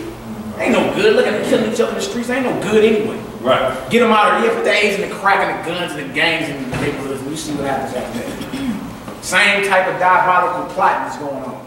Same exact thing. Let's get to the next chapter. Chapter 8. That's the chapter 8, verse 1. Now see how this thing heating up, huh? Now we got a few more chapters. There's only 10 chapters in this deal. 10? Yeah, 10. Yeah. We in chapter 8. Let's get her done. On that day, did the king Ahasuerus give the house of Haman, the Jews' enemy, unto Esther the queen. He got all, so she ended up getting all his estate and everything. Come on, brother. And Mordecai came before the king, for Esther had told what he was unto her. She finally revealed, you know, what it was. You know what I'm saying? That's my big cousin right there. After he took care of me ever since his uncle, which is my father, died. Right. All right, come on. And the king took off his ring, which he had taken from Haman, and gave it unto Mordecai. See that? In this kingdom, which is not our kingdom, brothers got put up basically as the right-hand man to the king. That's right. We're in the same thing going on. We got brothers in key positions, certain positions all throughout. No matter what empire you're talking about. That's right. You need them Hebrews. You want to build an empire, you need them Hebrews. Just what it is. All right, come on, brother. And Esther set Mordecai over the house of Haman. And Esther spake yet again before the king, and fell down at his feet, and besought him with tears to put away the mischief of Haman, the Agagite, and his device that he had devised against the Jews. Right, because even though he done got hung, don't forget that law that he put down at the king's stamp. That's right. Remember, that went out by post. Right. Kill all of them. You feel me? So you still can't take your, it's still on the bush. You can't take your eye off the prize, even though, you feel me, Mordecai just got spurred. It's like, what about the rest of our people? It's like when they made the king, they tricked the king and told him to go Daniel in there. The king was trying to get everybody, trying to figure out a way to find out how to go back against the but it was already in motion. That's good. That's the point. Weeping terror. He's like, man, I hate this. I got to do. He was trying to deliver Daniel too. He's like, man, y'all straight tricked me. That whole night. Dang. All right, where we at? Verse 4. Then the king held out the golden scepter toward Esther. So Esther arose and stood before the king and said, if it please the king, and if I have found favor in his sight, and the thing seem right before the king, and I be pleasing in his eyes, let it be written to reverse the letters devised by Haman, the son of the Hammedatha, the Agagite, or the Edomite. Come on. Which he wrote to destroy the Jews, which are in all the king's province. For how can I endure to see the evil that shall come into my people?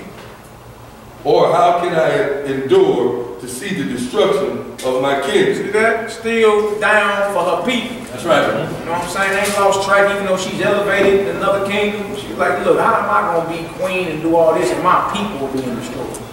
Today we real simple and real like selfie with it, right? As long as it ain't happening to me, I don't care. Right. Is that the spirit of the Lord?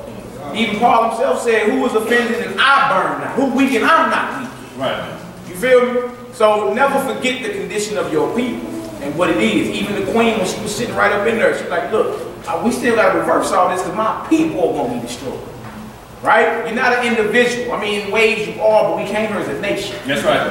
Leaving as a nation. You feel me? Now, how you all there and the person stay 10 feet away from you? Look just like you, go through the same struggles you go through, but as long as it don't happen to me, well, doesn't matter. Get that out your mind. Speak on it. Get that out your mind. We are a people, a nation of people. That's right. Name how Christ reacted. How would he do? He fed the masses. He had compassion. Found out his partner was dead. He started crying. Wept. Like, hold on, who? I gotta go resurrect him out the grave. Right? In other words, ain't nothing wrong with having compassion and loving your people, man. That's right. Got a lot of work to do out here, a lot of repentance to teach, but hell, let's get out here and get it done. And we see even our women, our ancient women had that mindset. What about my people? All right, let's get it, bro. Verse 7. Then the king Ahasuerus said unto Esther the queen and to Mordecai the Jew, Behold, I have given Esther the house of Haman, and him they have hanged upon the gallows, because he laid his hand upon the Jews. Write ye also for the Jews, as it liketh you, in the king's name, and seal it with the king's ring. For the writing which is written, the king's name, and sealed with the king's ring, may no man reverse. Your boy try to pull that and say that's talking about the shield of David. Right. Please. That ain't got nothing to do. That's the king. For one, that's King Ahasuerus in Persia. David been dead about 500 years. Right. What that got to do with what you think is the shield of David? Two triangles, inverted, one up and one down. Absolutely. That ain't got nothing to do with. They don't even mention David. Come on. Then were the king's scribes called at that time in the 3rd month, that is, the month of Sivan, on the 23rd day thereof. And it was written according to all that Mordecai commanded unto the Jews, and to the lieutenants, and to the deputies, and rulers of the province which are from India unto Ethiopia, 127 provinces, unto every province according to the writing thereof, and unto every people after their language, and to the Jews according to their writing, and according to their language. And he wrote in the king Ahasuerus' name, and sealed it with the king's ring, and sent the letters by post on horseback, and riders on mules, camels, and young dromedaries. A little small camel, so y'all see it, the mail system that was going out. It's like the postal truck you see in your neighborhood. It was the same way, but it was on horsebacks and mules with the sacks on the side. Pony Express, absolutely. Sure, that sure is what they call it, isn't it? The Pony Express. Verse 11. Wherein the king granted the Jews, which were in every city, to gather themselves together. To what? Gather themselves together. And to stand for their life. To what? Stand for their life. Come on. To destroy. Come on. To slay. And to cause to perish all the power of the people and the provinces that would assault them, both little ones and women, and to take the spoil of them for a prey. Then he gave a commandment like, look, Israel want to stand up. Right. You feel me? Because look, he sealed and signed it earlier under ignorance, not knowing. Right. The hand was on. Like, look, I'm going to go ahead and send a decree. I'll tell them Jews, get ready. Stand up. Why? Because the enemy is coming to destroy all of us. Man, woman, children, old, don't matter. Nobody's exempt. Told them, stand on up. Black lives do matter. Yeah, black lives do matter. Stand up. All right, come on, bro. Upon one day, in all the provinces of King Ahasuerus, namely, upon the 13th day of the 12th month, which is the month Adar, the copy of the writing for a commandment to be given in every province was published unto all the people, and that the Jews should be ready against that day to avenge themselves on their enemies. See that? See what this feast about we got going on? The Lord delivering us, and not only that, it was a commandment. Hey, y'all stand up and fight. See what I'm saying? Sometimes the spiritual war does get physical. Make no mistake about it. Come on, bro. You said what, bro? I said the enemy of position themselves to try to wipe us all out of one Yeah, one move. Come on, bro. So the post that rode upon the mules and camels went out, being hasted and pressed on by the king's commandment. And the decree was given at Shushan the palace. And Mordecai went out from the presence of the king in royal apparel of blue and white, and with a great crown of gold, and with a garment of fine linen and purple, and the city of Shushan rejoiced and was glad. The Jews had light and gladness and joy and honor in every province and in every city, whithersoever the king's commandment and his decree came. The Jews had joy and gladness and a feast and a good day. And a what? And a good day. Come on. And many of the people of the land became Jews. Became what? Became Jews. Come on. For the fear of the Jews fell upon them. Yeah, so anybody that want to worship our God, come on home. That's right. See what I'm saying? We just see that example right here. A lot of other people became or grafted into the household of Israel. That's right. You feel me? Because they were willing to serve the God of Israel. Nothing wrong with that. That theme is Old and New Testament. Anybody tell you otherwise, they're not reading and studying. They got some other agenda going on. Got you thinking in the world to come, it's just going to be Israelites, period. That's it. It's Israelites. I mean, we got a special position in the world to come, no doubt. But you think it's just only going to be us around? That don't make sense. Let's get to this next chapter. We almost done. And also, y'all have to understand too that at this time, that when we talk about Esau in Genesis 36, Esau got 12 tribes. The same as Ishmael has 12 tribes. He's 12 princesses, and Jacob got 12 tribes. So you got Esau and Ishmael over there battling for the land between their 12 tribes that don't belong to neither one of them. It's like us trying to claim a block.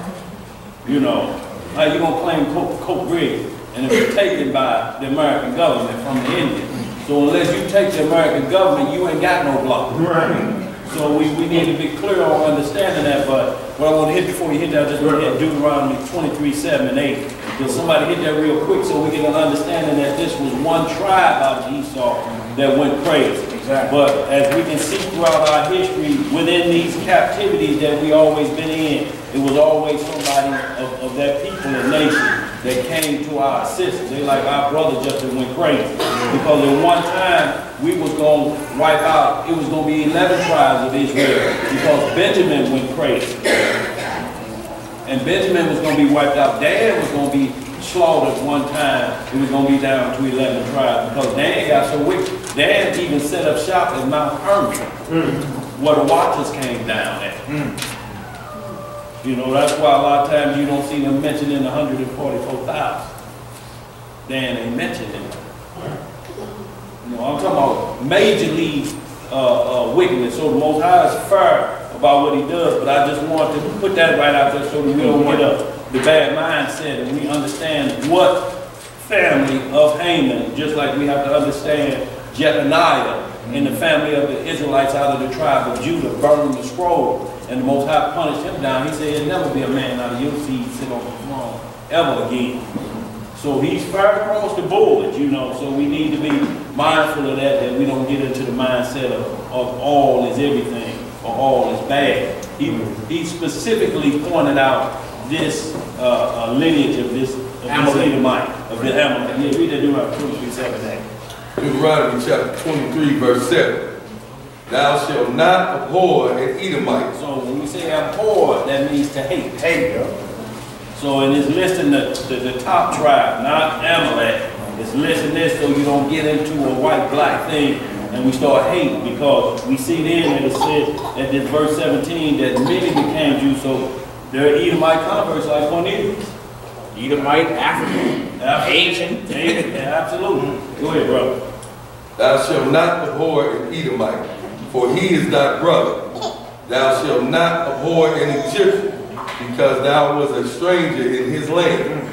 The children that are begotten of them shall enter into the congregation of the Lord in their third generation. So see, if you happen to hook up with them, you know, just like in Acts 16:1, Timothy's father was a Greek, but his mother was an Israelite. Just like in Egypt, it said an Israelite woman had a son by an Egyptian man, but he went crazy. It's in that, was it Exodus 24? Leviticus 24. He went crazy, but they was judging him under the laws of Moses. Yeah. So, you know, Israel ruled both woman and man. The seed is dominant in both man and woman. That's so miscegenation don't wipe us out. You know, the woman, her part of the 23 points of the DNA that goes into the baby dominates every other race too. So we can't be miscegenated out. I don't care if they tried that. That's why Thomas Jefferson didn't bring any of Sally Hemings' children into the inheritance because they look just like us. And 1/5 of that blood, what they say. Yep, it is. All us. So we need to be clear on that. That's why we want to be absolutely clear that you don't hate like that, because you'll end up hating your own children under those circumstances.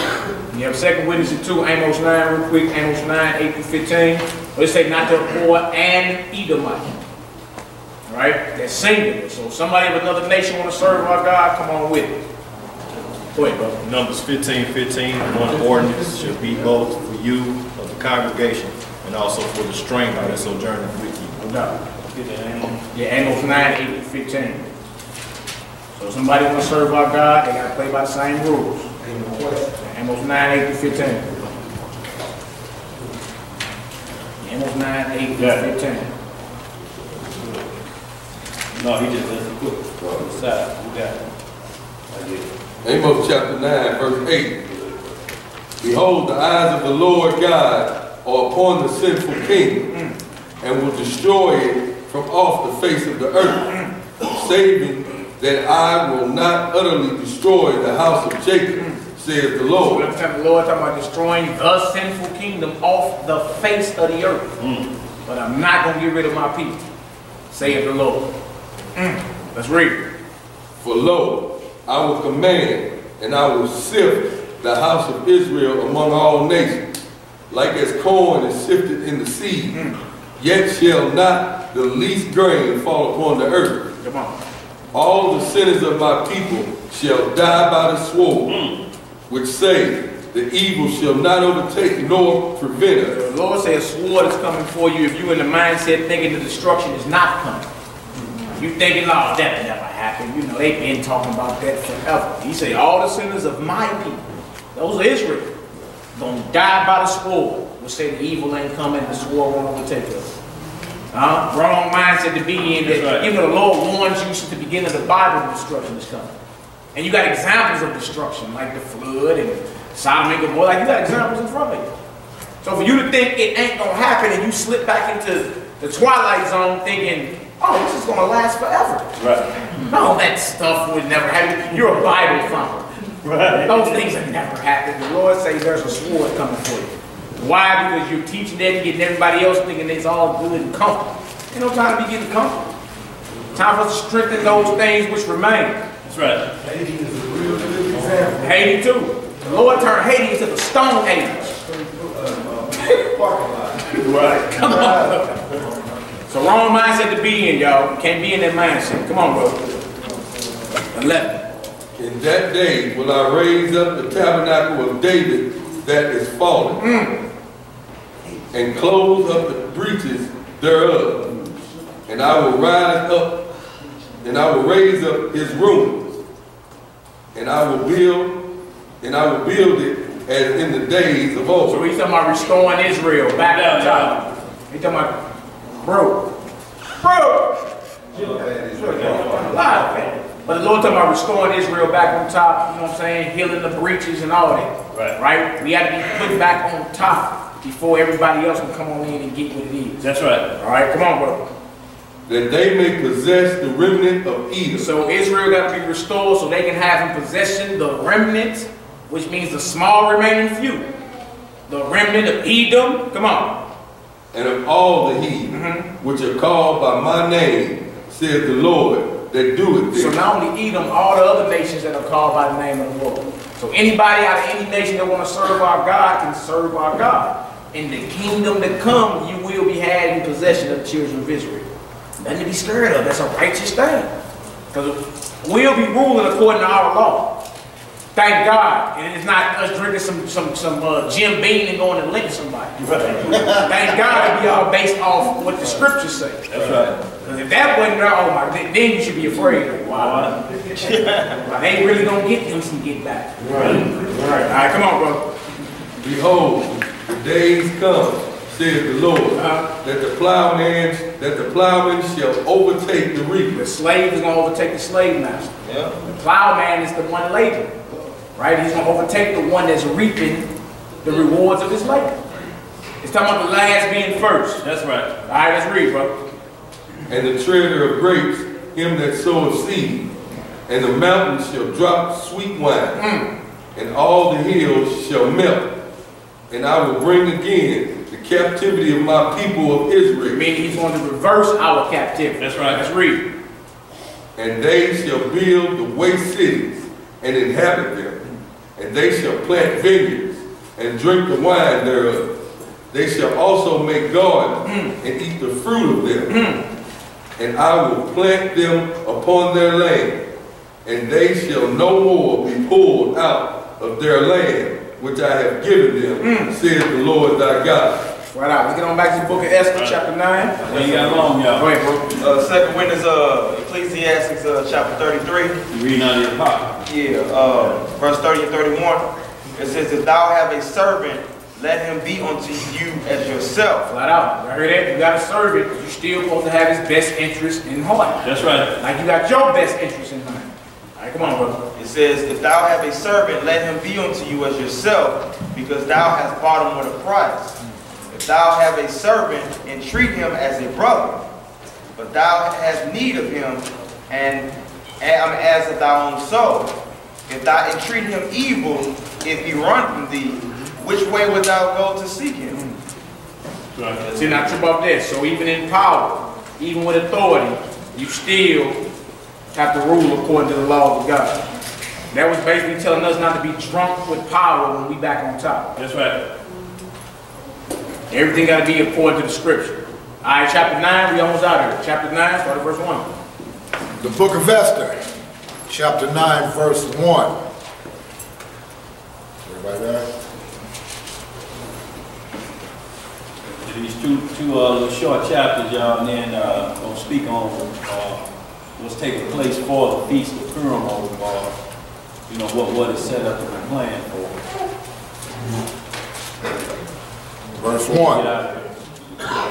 Now in the 12th month, that is, the month Adar, on the 13th day of the same, when the king's commandment and his decree drew near to be put in execution, in the day that the enemies of the Jews hoped to have power over them, though it was turned to the contrary, that the Jews had rule over them that hated them. And that's the whole thing. The kingdom is coming. Last will be first. Let's read, brother. The Jews gathered themselves together in their cities throughout all the provinces of the king Ahasuerus, to lay hands on such as sought their hurt, and no man could withstand them. For the fear of them fell upon all people, and all the rulers of the provinces, and the lieutenants, and the deputies, and officers of the king helped the Jews, because the fear of Mordecai fell upon them. For Mordecai was great in the king's house, and his fame went out throughout all the provinces. For this man, Mordecai, waxed greater and greater. Thus the Jews smote all their enemies with the stroke of the sword. See, spiritual war got physical. Had to pull swords. Right, brother. And slaughter, and destruction, and did what they would unto those who hated them. And in Shushan the palace, the Jews slew and destroyed 500 men. And the Parshandatha, and Dolphin, and Aspatha, and Portha, and Adalia, and Ariditha, and Parmashta, and Aerosol, and Eridai, and Vajezatha. Well, you need to get some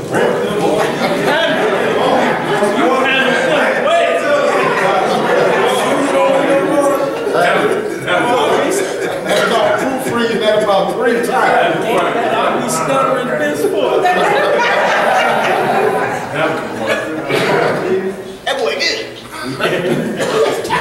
Verse 10. The 10 sons of Haman, the son of Hammedatha, the enemy of the Jews, slew they, but on the spoil laid they not their hand. On that day, the number of those that were slain in Shushan the palace was brought before the king. And the king said unto Esther the queen, the Jews have slain and destroyed 500 men in Shushan the palace, and the 10 sons of Haman. That's 510 people, right? In the king's palace. Come on. What have they done in the rest of the king's provinces? Now, what is thy petition? And it shall be granted thee. Or what is thy request further? And it shall be done. Then said Esther, if it please the king, let it be granted to the Jews which are in Shushan to do tomorrow also according unto this day's decree. And let Haman's 10 sons be hanged upon the gallows. And the king commanded it so to be done. And the decree was given at Shushan, and they hanged Haman's 10 sons. Since they're giving orders to execute. Right. Go ahead, brother. Verse 15. For the Jews that were in Shushan gathered themselves together on the 14th day also of the month Adar, and slew 300 men at Shushan. But on the prey they laid not their hand. Now we up to 810. 810 souls so far. Let's read. But the other Jews that were in the king's provinces gathered themselves together and stood for their lives. And what? And stood for their lives, and had rest from their enemies, and slew of their foes 75,000. Oh. But they laid not their hands on the prey. We up to 75,810 souls. 2 days. Huh? Wow. God, I'm playing, huh? All right, come on, brother. Verse 17. On the 13th day of the month Adar, and on the 14th day of the same rested they, and made it a day of feasting and gladness. But the Jews that were at Shushan assembled together on the 13th day thereof, and on the 14th thereof, and on the 15th day of the same they rested, and made it a day of feasting and gladness. You'll notice that central theme, and whenever the Lord delivers us, we always start feasting and writing a song. Right. We thank God. Exodus 15, we have to thank God for drowning the Egyptians. That's right. Like, thank you. Right? Today, you know that's wrong, but look, get that out your mind. It's always been this nation against this nation. This race against that race. That nationality has always been there, whether it was David and the Philistines. That was the Philistines coming against Israel. Right? So when the Lord works salvation and miracles for us, we're going to be rejoicing. Right? Even at the fall of Babylon, Revelation 18, it says, rejoice, O saints. For the Lord has avenged you. That's right. Right? So there's nothing wrong with that. You see the Lord saved us and we start feasting. That's what this whole feast is about next week. Right? And then a month later we got Passover. Another being saved out of destruction. And guess what we do? We feast. That's right. Thanking the Lord. Why would you thank the Most High? All of us are supposed to be eradicated from under heaven. Huh? So why wouldn't we thank him for allowing us to stand up and fight for our lives? For our ancestors and all that. And that being we here, had we been eradicated, we would have been here talking. Right now. Let's read, bro. And y'all see the word rest continually, so these are to be treated like Sabbath. You know, these feast days. Don't work, but just resting all very. You know, enjoy yourself. You know, don't go out and, you know, if you work at the tire shop, let alone today. Rest and enjoy yourself. So once again, we see how Sabbaths could fall any time, but it's not the scheduled weekly Sabbath. Right. Verse 19. Yes, sir. Therefore, the Jews of the villages that dwelt in the unwalled towns made the 14th day of the month Adar a day of gladness and feasting, and a good day, and of sending portions one to another. This actually was our feast in which we actually gave gifts to each other. That's right. Portions. You know, gift wrapping like we do Christmas or something. But send gifts in portions. And usually we get together and give away to the less fortunate. You know what I'm saying? Like, whatever, coats, clothes, socks, toiletries, whatever. Right. You know what I'm saying? But this would be the time for you to be doing something like that, bless somebody. That's what the church was for. That's what the tithing and all that for, the collections. You know, give the people that don't got it. That's right. That's what the church fans. Right. In the Strong Concordance, it also references portions as food too. Food. So we share food with each other. That's a good point, bro. All right, let's finish it off. Verse 20. And Mordecai wrote these things and sent letters unto all the Jews that were in all the provinces of the king Ahasuerus, both nigh and far, to establish this among them, that they should keep the 14th day of the month Adar. That's the 4th next week. And the 15th day of the same year. So that's the 4th and 5th next week. And if you don't understand, it's all based off the new moon. That's right. Moon means month, new moon came in, what was it? So when did she loosen it out?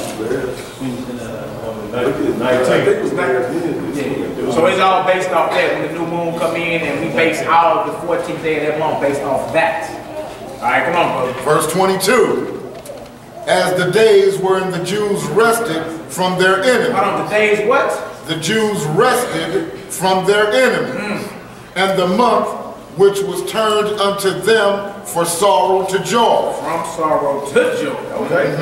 And from mourning into a good day. Day was a good day. Shalom, brother. Come on, brother. That they should make them days of feasting and joy, and of sending portions one to another. Come on. And gifts to the poor. Food to one another and gifts to the poor. Right? You ain't gotta be bragging and, you know, I hooked all them up down there on 14th and Local. Just do it. Right. Pull up, do it, pull off. Right.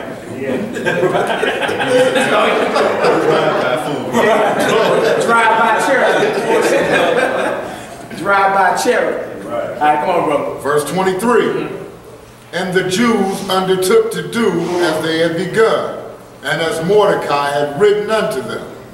Because Haman, the son of Hammedatha, the Agagite, the enemy of all the Jews, not some, but all. Come on. Had devised against the Jews to destroy them, and had cast pure, that is, the lot, to consume them, and to destroy them. That's what he was doing earlier in the chapter. Right. Casting the lots. It basically was a way for you to understand the will of God. It was something supernatural. That's right. We look at it today like dice, some people say. But it's basically, yeah, go ahead and read it. But basically, they'll shake something up and throw it down. And however it landed, you would know that was the will of God to do something. Right? And our priests and all them did it. They actually did that when they had to pick another disciple. After Judas' trip, the disciples actually start casting lots. Right. What is it exactly? We really don't know. But we know it was something done that they used to throw around to figure out what the will of God was. Right. All right, go ahead. In the Strong's, in the Zondervan, lot, a means of deciding a means of deciding issue or determining the divine will in a matter. See? Go ahead. The use of the lot to determine doubtful matters is very old, and the practice of casting lots was common among the nations of iniquity. Antiquity of old, right. Haman's efforts to determine a lucky day to exterminate the Jews. I mean, it go on and on and on. Keep reading. Yeah. That was day to exterminate, so that was speaking about the book of Esther at that time. A day to exterminate. So they had cast lots about it at that time as well. Yeah, cast lots is also like dice. Yeah, and they cast lots for Christ's garment as well. So it's an old practice that's always been around, you know. So ain't nothing new under the sun, y'all. So gambling never was wrong until you started gambling your grocery money. Yeah. Absolutely. I wouldn't gamble on grocery money. Right. Boy, now that get rough, boy, yeah, absolutely. You know, you're right, because it's not what would be considered work. You can't turn that a hustle into a job, you know. So, you know, because your odds are going against somebody that's, you know, the system is set up to be a 98.5% windfall for them. So for you to try to make this your hustle or your job and feed your family with it, you're going to the poorhouse. Yeah. All right, we're at verse 25. But when Esther came before the king, he commanded by letter that his wicked device, which is devised against the Jews, should return upon his own head, and that he had his son, that he and his sons should be hanged on the gallows. Righteous judgment. Come on, bro. Wherefore they call these days Purim. Come on. After the name of Pure. Come on. Therefore, for all the words of this letter and of that which they had seen concerning this matter, and which had come unto them, the Jews ordained and took upon them and upon their seed and upon all such as join themselves unto them. So not just the natural born Israelites, but anybody outside Israel that want to join themselves to the God of Israel. That's right. All right, come on. So as it should not fail that they would keep these 2 days according to their writing and according to their appointed time every year. Every year. Come on, brother. And that these days should be remembered and kept throughout every generation, every family, every province, and every city. And that these days of Purim should not fail from among the Jews, nor the memorial of them perish from their seed. So hold on, let me just say this too, and we got some Israelite groups that won't do Purim because they say they're not part of Leviticus 23.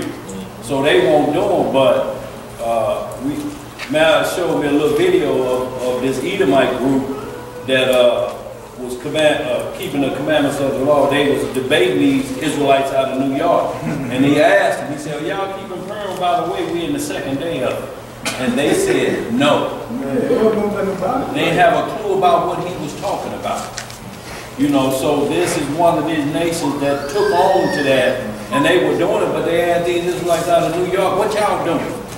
You know, and they up there talking about, you know, chasing after some man, calling him the third in heaven. Straight up. They try to yeah, you won't do Purim. Remember they try to throw them, they try to say, this is St. Patrick's Day. Right. Like, look, it's the second day of Purim. Not even mention it. Right. He like, I ain't talking about St. Patrick's Day. I'm talking about Purim. Or y'all doing this being Israelites. Yes or no? You know what they said? No.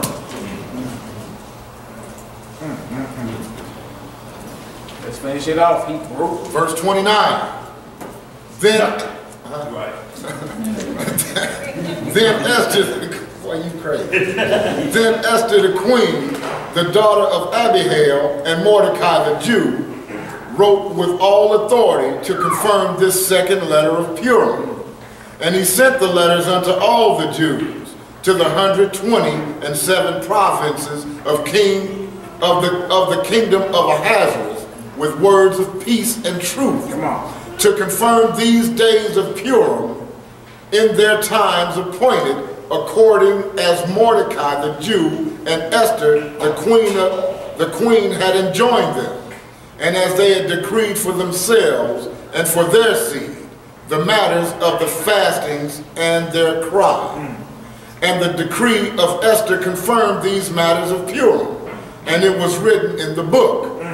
And the king Ahasuerus laid a tribute upon the land and upon the isles of the sea, and all of the acts of the acts of his power and of his might, and the declaration of the greatness of Mordecai, whereunto the king advanced him. Are they not written in the book of the Chronicles of the kings of Media and Persia? For Mordecai the Jew was next unto King Ahasuerus, and great among the Jews, and accepted of the multitude of his brethren, seeking the wealth of his people. Seeking the what? Seeking the wealth of his people, and speaking peace to all his seed. Wow. So, and it's the same thing Paul says, you know, seek another's wealth. You know, when it comes down to your life, you know, if it's about your brethren, you know, don't be selfish in this matter. your mindset is for all the people of Israel. Right. If it ain't, if it's about a selfish thing, you know, go on your way. Right. You know, just like Esther sought the wealth of the people. You know, she went in and laid her life down on the line. She like, look, I'm gonna go here to the king. I'm gonna go guard up in there. But my people about to be slain. You know, so when we seek the wealth of the church, at the church body out here, when we teach these classes, it's so that you may go out and teach it to somebody else. Not have to keep running back and saying, well, you know, I need some help with this or this brother. So we lay it down to where you can teach the same to somebody else and don't have to find yourself keeping having to make phone calls. You know, you can do it like that because that's the way it's laid out. And that way you don't have to trust, or we don't become the church of manipulation. Mentioned in Revelation 2 where you have to depend on one man. Right. You know, this is a body. So y'all, we have to make sure the body is prepared to deal with this warfare. Just like when the letters went out and say, every man stand up, be ready. Every man has to stand up and be ready for this, y'all, so that we get rid of this spot and this wrinkle. Can't have no shortcomings. You know, this ain't a Facebook warrior. It's the real deal. Got a second witness to that sending portions. Nehemiah 8 and 10. Then he said unto them, go your way, eat the fat and drink the sweet, and send portions unto them for whom nothing is prepared. For this day is holy unto the Lord. Neither be ye sorry, for the joy of the Lord is your strength. So y'all, since y'all want to mention anything about Purim, because I know we had something scheduled, but what we would normally do, y'all, we would buy gift cards and certain ones from Walgreens or somewhere, a place where you can't buy, you know, the outside activities, cigarettes and booze. So we give you a gift card to where they can go buy toiletries or, you know, something that they can use, you know, and we usually would pass those out. But, you know, with Passover